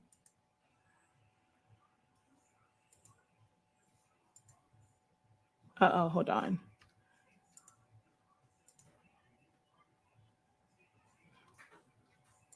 I'm going to zoom in on it, get rid of these, and new.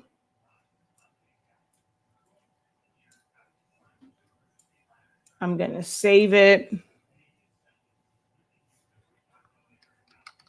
Great. And then the only reason why I say that is because I think it might pick up on the white. I don't remember. Because for me, I always do it as a PNG. But I'm going to see if you can do it without having Business Edition. So we're going to go create. I don't need that. We're going to go to shape. And you're going to add an image. I'm going to go local PC.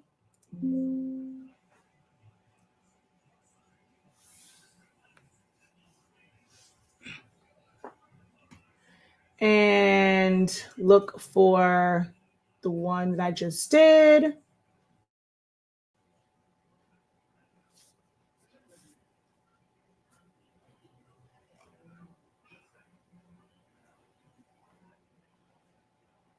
Okay, it was taking so long.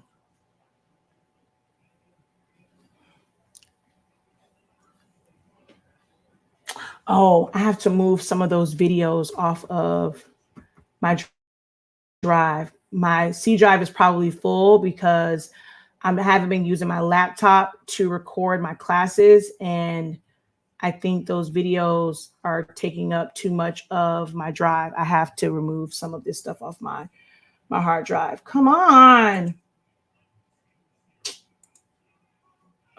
Where does it save that at? Let me see. It saved it where? OneDrive, screenshots, cancel. So Oh, great. Come on.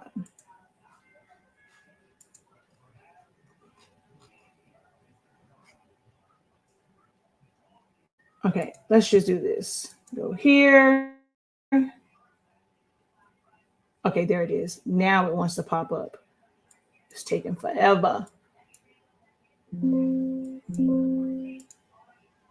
Sir, I had just saw the word great right there. Okay, let me see. Let's go great. Let's see if it'll come up that way.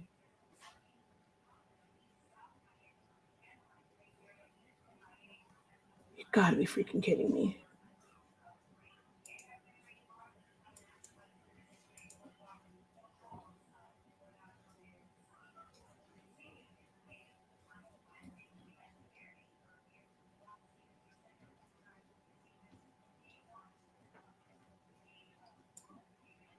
I'm just going to move this to the downloads folder because I can't find it. All right, so that is something totally different. I created myself and I print in DTF. I was told because it's not saved as a 300 DPI gang sheet, again, Photoshop. So that's different. So up here, I mean, there was no context to with DTF. So it says you print the words out sublimation paper. It comes out with somewhat of a shadow that I did not create. Okay, wait. Is this an issue for sublimation, DTF, or both? I'm confused. Is it a sublimation issue, a DTF issue, or it doesn't matter? You're getting, and again, what program are you creating in? Are you creating it in Photoshop?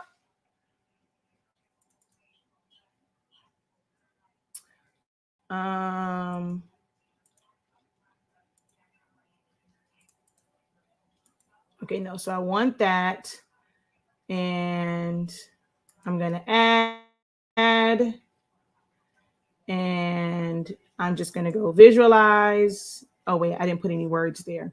Well, here we go. So it's the word great. It's like the word cloud and stuff is in there. I'm gonna go to words, and we're going to go. Oh, wait a minute.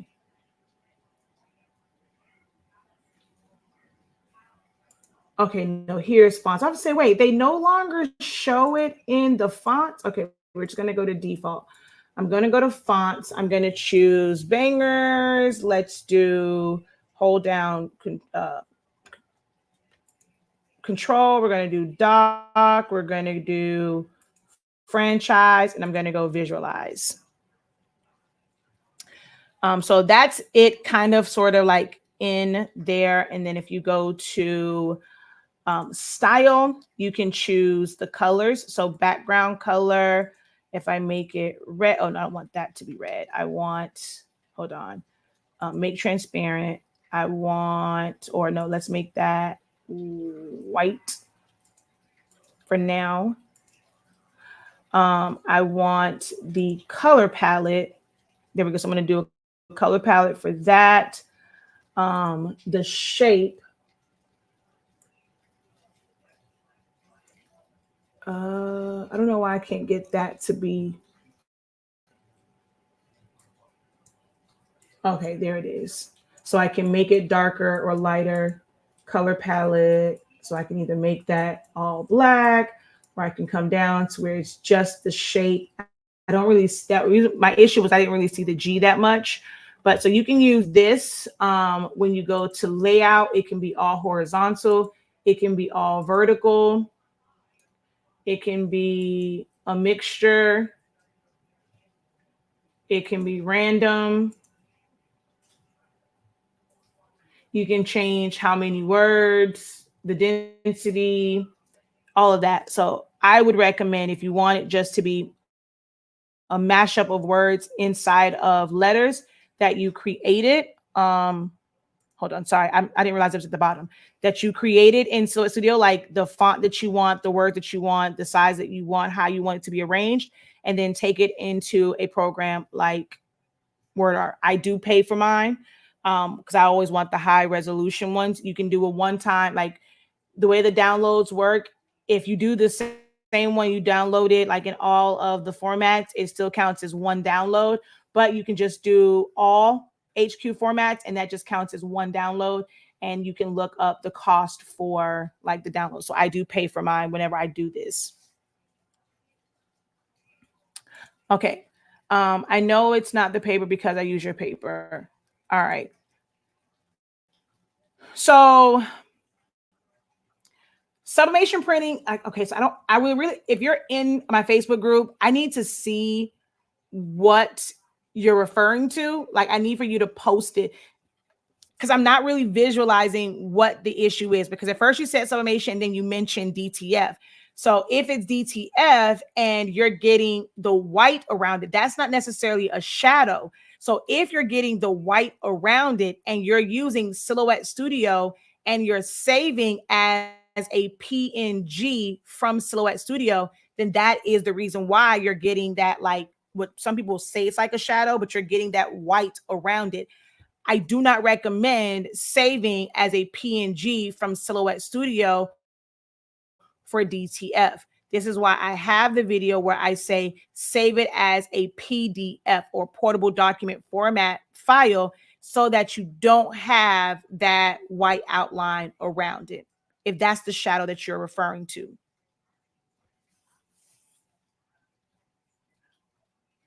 Do not use Silhouette. So if you purchased Silhouette Studios Business Edition because you're like, I want to be able to create files for DTF and gang sheets, and I need to be able to save it as a PNG. If that's why you got it, you wasted your money. Do not save as a PNG from Silhouette Studio if you're going to do DTF.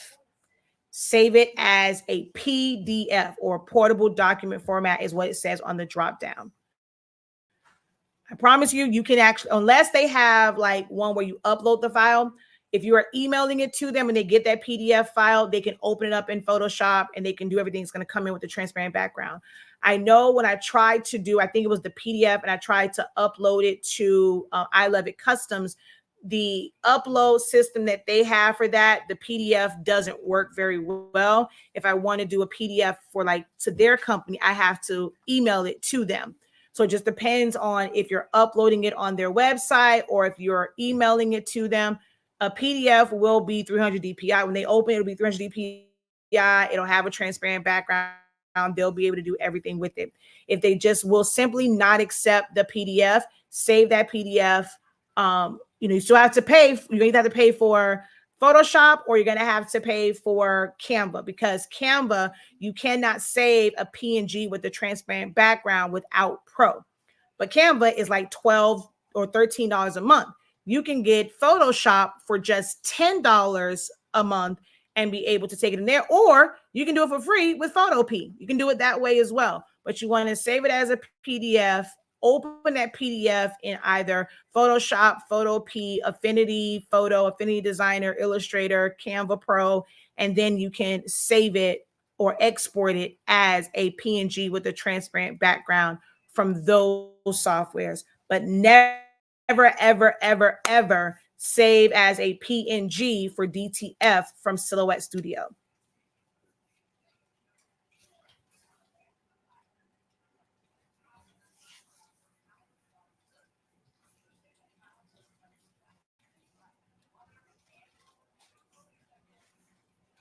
But yeah, if you have a Facebook account, if you can post it to my group so I can see what you're referring to, because I'm not visualizing the shadow that's on Sublimation and DTF. And I did a whole rant about 300 DPI, and you cannot save something or like change it where it's like 300 DPI. It's how you create the original file. It's not how you save. It's how you create the original file. So when everyone always keeps saying, how do I save it as 300 DPI? You got to first create it in 300 DPI.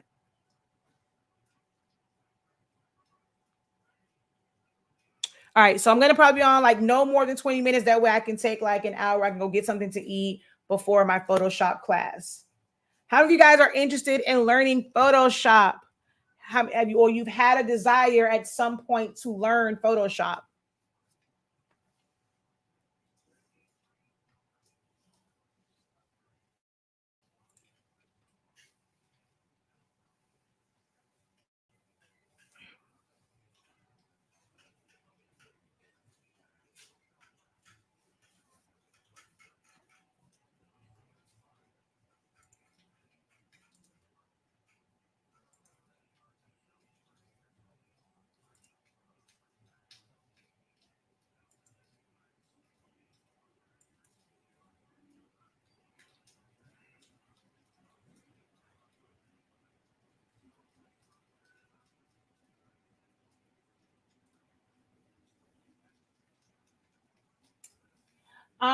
So Affinity has two different programs. So a lot of people will say Affinity, but they're not just like, there's not just one. So Affinity Photo is similar to Photoshop. It is. Affinity Designer is technically not supposed to be, because it's supposed to mimic more like Illustrator and to create vector files, but it does have some of the same features, at least in the original. I don't have Affinity 2, so I don't know if they changed Designer to be more of a vector-based software, and not kind of have that Photoshop-esque like elements to it. But Affinity Designer is meant to be vector-based, and Affinity Photo is meant to kind of mimic Photoshop. You can use Photoshop files, so you can open up PSD files in Affinity Photo. I've been playing around with it from time to time. Okay. Thank you for the share. I'll see you. Hopefully I'll see you in class.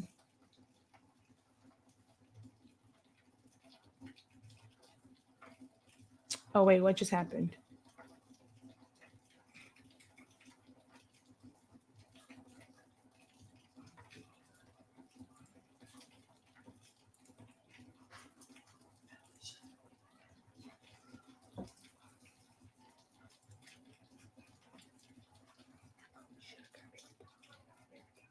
Oh, there's a lot of stuff I got to go back to the store and get. I have both Photoshop and Affinity Designer. So they're technically two different like programs. Yeah, they're two different programs. People, when Affinity first came out, they were saying get Affinity, Affinity, Affinity. There were some that would just say Affinity, and some people got like the photo, but the instructor was teaching Designer. They are not the same. And I have both. I tried them out, and I will stick with Adobe or Corel Draw. Affinity just doesn't work for me.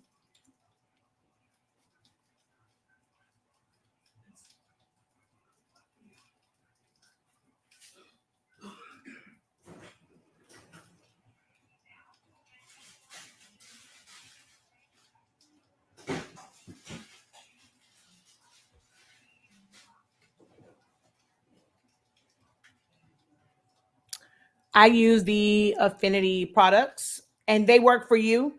Did you find that it was easy for you to navigate and for you to create the things that you wanted to create in those programs? I also use Cricut, Silhouette, Canva Pro, and other programs. Heck, I forgot.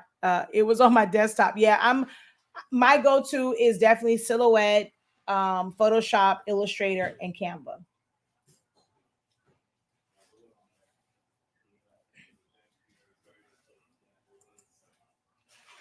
So actually, only because I saw something come up. Are you guys like, when you're watching and you're looking for like videos, are you more so like, do you seek out like hack videos, or like inexpensive ways of doing things? Like, you want to be able to make and sell Dollar Tree crafts. Do you guys feel like things that you make from the Dollar Tree is something that you should actually market and sell, like Dollar Tree crafts? Or should that be something that you learn to make for DIY purposes, like for your own personal needs?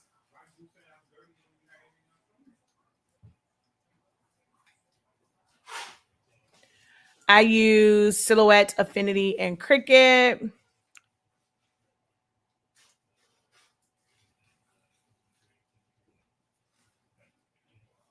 Because that's not, like, when I talk about like preference and stuff like that, I used to do a lot of like Dollar Tree crafts. And the more I matured in business, I don't sell them to clients. I don't, like, if I make them, it's just like me making something for myself.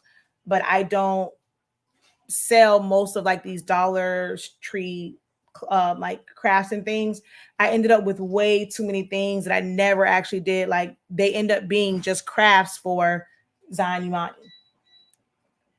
I was why I asked that, because I don't do it. And a lot of people kind of came to me before because I was, just going and just trying out everything.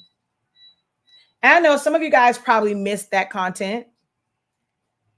If it's quality made, yes, because some of the things you get from Dollar Tree, you can get from Target. What kind of like maybe like things like, if you're gonna do like a shot glass, like those shot glasses, and just adding some vinyl to it, yeah. But there's one young lady, she does a really good job of like doing like different crafts. That's all she does. She doesn't talk through them really. I don't think she talks through them. Does she talk to them? I think hers is more like just video and just kind of going through the process. I don't know. She might talk to them, but she used to have blonde hair. Now she has really dark hair. And to me, those are just a lot of craft type stuff where she'll take like a basket and weave like ribbon through it, or she'll use like foam, like the foam noodles and stuff, and zip tie it and create. Like, to me, those are things that are crafts that I can see DIYing for yourself, but I just can't see myself going through all that to necessarily like sell it, because then people see it as, oh, well, this just cost you $1.25, like per piece, whatever. Why are you charging $80 for it? So I'm just like, I stopped doing it, because when people see that it's like Dollar Tree stuff, oh, they question it even more, because they feel like they don't calculate, or they don't think to account for your time doing something.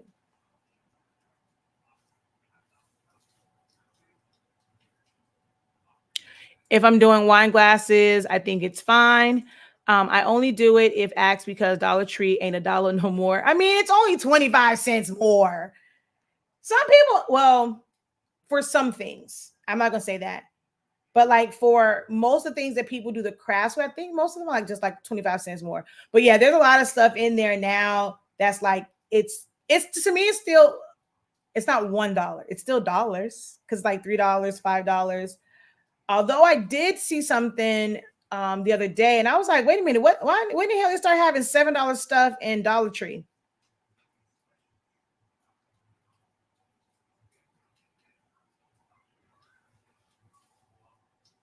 Yeah, I was gonna say, I saw one thing in our Dollar Tree that was like $7. I was like, oh, okay.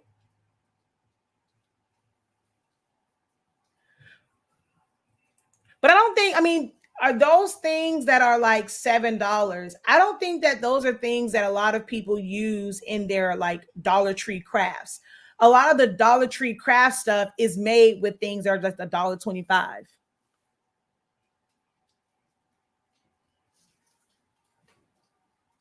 Like pieces like the wood, or like the little blocks, and they will make like stands out of that. The vases are still $1.25. Well, at least in mine, they're still $1.25. When I see candles, they're still $1.25. The picture frames are still $1.25. So when I say like Dollar Tree crafts, I'm talking about those type things where people are like gluing together picture frames to make a box, or gluing a a glass like bubble vase to a candlestick, and they're stacking 3 and 4 candlesticks up to make a centerpiece or a candelabra. Like, those are the types of, when I say Dollar Tree crafts, I'm talking about that kind of stuff. Are you guys still doing though, like in those who are seasoned in business, are you still doing those types of crafts for sale? See, I did that for Mother's Day for my mom. Would that be something that you would consider like putting a price tag on and selling to someone? Not for sale. And put some real flowers in it. Yeah, like, I mean, I did it for Zion Imani's christening. I use fake flowers. I don't like real flowers. So I definitely use faux flowers. I'm just trying to figure out, like, is that still a thing where people are looking for Dollar Tree crafts? I know, like, for the what's those things, like the vending machines, and a lot of people wanted to be able to do them with the Dollar Tree foam board. And although, like, if to know me is to know that Shakia has been doing foam board for many, many years. Like, none of this is new to me. I've built full-on structures from foam board. So none of this is new to me. But I think when I'm going and I'm saying, like, oh, I'm not using Dollar Tree foam board, like when I'm saying, like, I'm not putting it in my titles, Dollar Tree foam board vending machine, or vending machine with Dollar Tree foam board. Like, I didn't put those keywords together. And my foam board cost me anywhere from $2 to $4, I think is where I lost people, because I'm like, I think a lot of the craft community wants the cheaper way of doing things. I have business edition, and I will reach out to you in the group. Okay. So yeah, if you have business edition, do not save as a PNG, save as a PDF.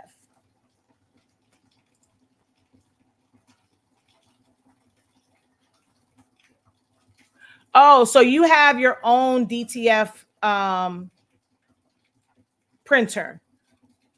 So it could be, it could be also the alignment of your print heads. I don't know which printer you have, if you just kind of converted one, but I know alignment can be a big issue as well, especially when it comes to those white print heads and making sure that it goes right back over the same area and it's not shifted.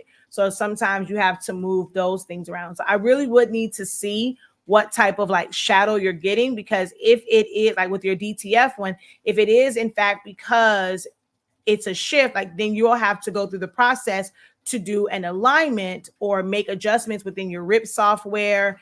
I'm not sure which RIP software you're using. That can play a part in how something prints out. Which printer you're using. Is it a converted one? Is it one where it was prefabricated by a company and they have their own specific, like there's a lot of variables that's going to affect how it comes out when it comes to DTF printers. I do it for church decor and giveaways. It has resulted in orders on occasion, but it's not what I advertise. So you still end up taking orders for those exact things that you made. So somebody else, they want you to, like, let's say if you did something for the church and you made a centerpiece, someone wants that exact same thing, like made just like that, and you will make it. If so, do you feel the price point that you charge them, is it worth it for what all it takes to do Dollar Tree crafts? Yes, sir. What kind of animal is that? It's called a peacock. Oh, I know what wait. that. Huh? What happened? What is that? Huh? You said you know what that is. What is it? A peacock. Yeah, that's a peacock.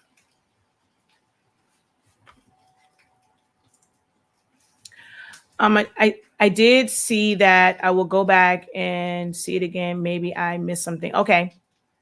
See, the more you comment, the more I can kind of guide you and make you maybe think about some things that you didn't quite think about. So.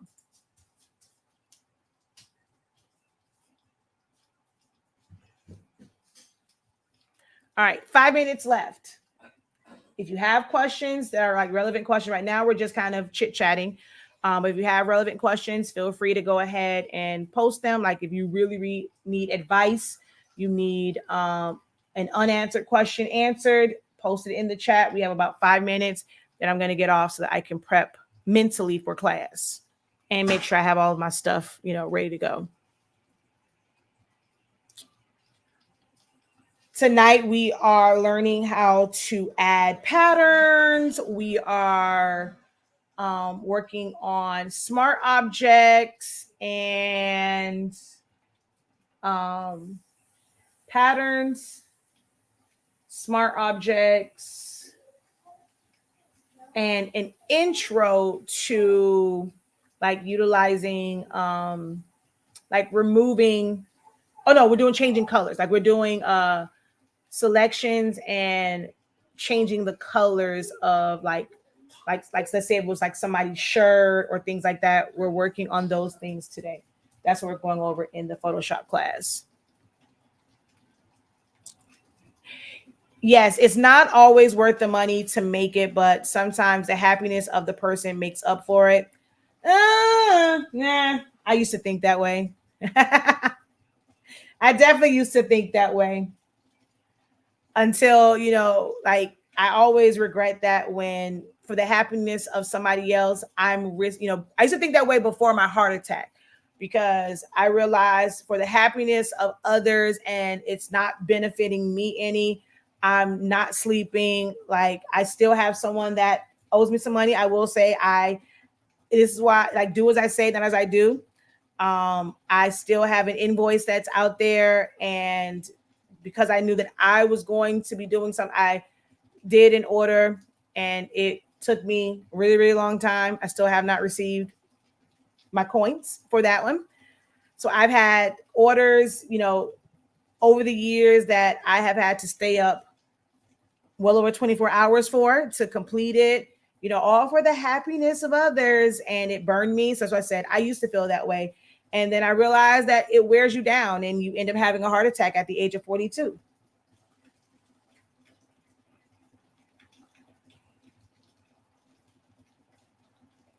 I'm trying to get my laptop ready for class tonight. I need a new one, not enough memory.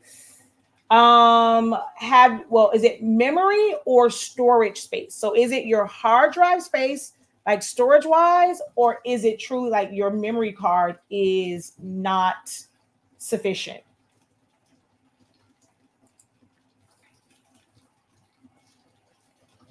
Two minutes. 2 minutos. So if it's the hard drive, you can do one of a couple of things, right? You can create a Google Drive, make sure that it is not synced to your computer because it's just going to mirror it. And you can try like some of the not so important things, moving them to a Google Drive because you get a couple of gigs. If you got more than one email address, things are not like super, super important. Like move them off your computer and put them in a Google Drive. It's a cloud drive. You can still access it from anywhere. And see if that helps to move some of the not so like you don't need to access these every single day. See if moving that stuff off of your hard drive. Don't forget, once you like copy and paste it, don't delete it or just go into there and like upload it. But don't mirror it. Like if you mirror it, it's going to still technically be on your hard drive. That needs to be like if you want to access it, you have to download. Like there's no folder to go click on it. It seems cool a lot of times to have the folder for your Google Drive and you can click on it, it just pops up. But when you do that, it is mirrored to your computer. So it's still taking up the same amount of space.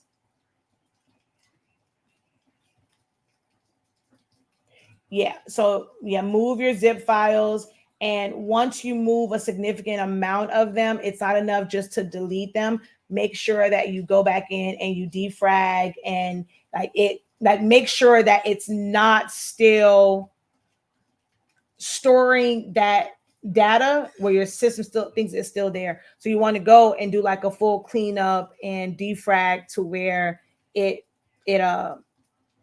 merges together any broken segments.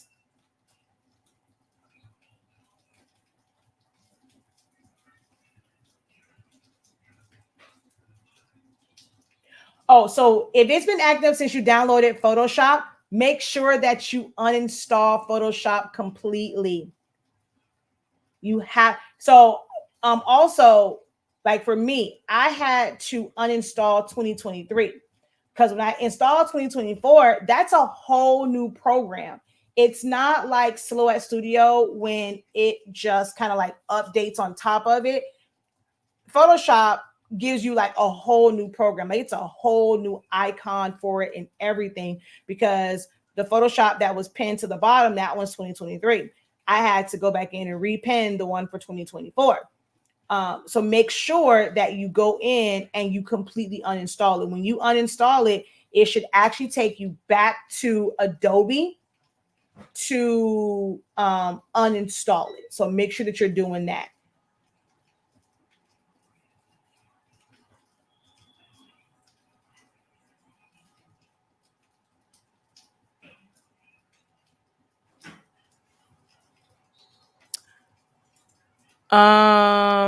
It's definitely a case by case thing. Happy people have referred me for jobs that do make me money, but you live and you learn when to say no. Yeah. They're trying to remind me about my mammogram on Thursday, one of those days. All right, it is 5:01. I thank you guys so very much for joining me and helping me through the storm that is upon South Florida right now. I do feel a little energized. I smell food in the kitchen. I'm about to go eat. Not too much because I don't want to get sleepy before class. And I will see, hopefully, most of you guys who have signed up. You guys remember that we do have class tonight, and I will see you guys in class tonight for a Photoshop. Remember, we are going, well, let's remember if you are on, we're going over adding patterns, color, or like, changing colors of items and smart objects is what we're going over tonight. Until next time, guys, have a great one. Continue to unlock your creativity. Be incredible. Visit shop.hsink365.com to get our amazing products, enroll in classes, purchase digital files, and so much more. All right, y'all. Peace.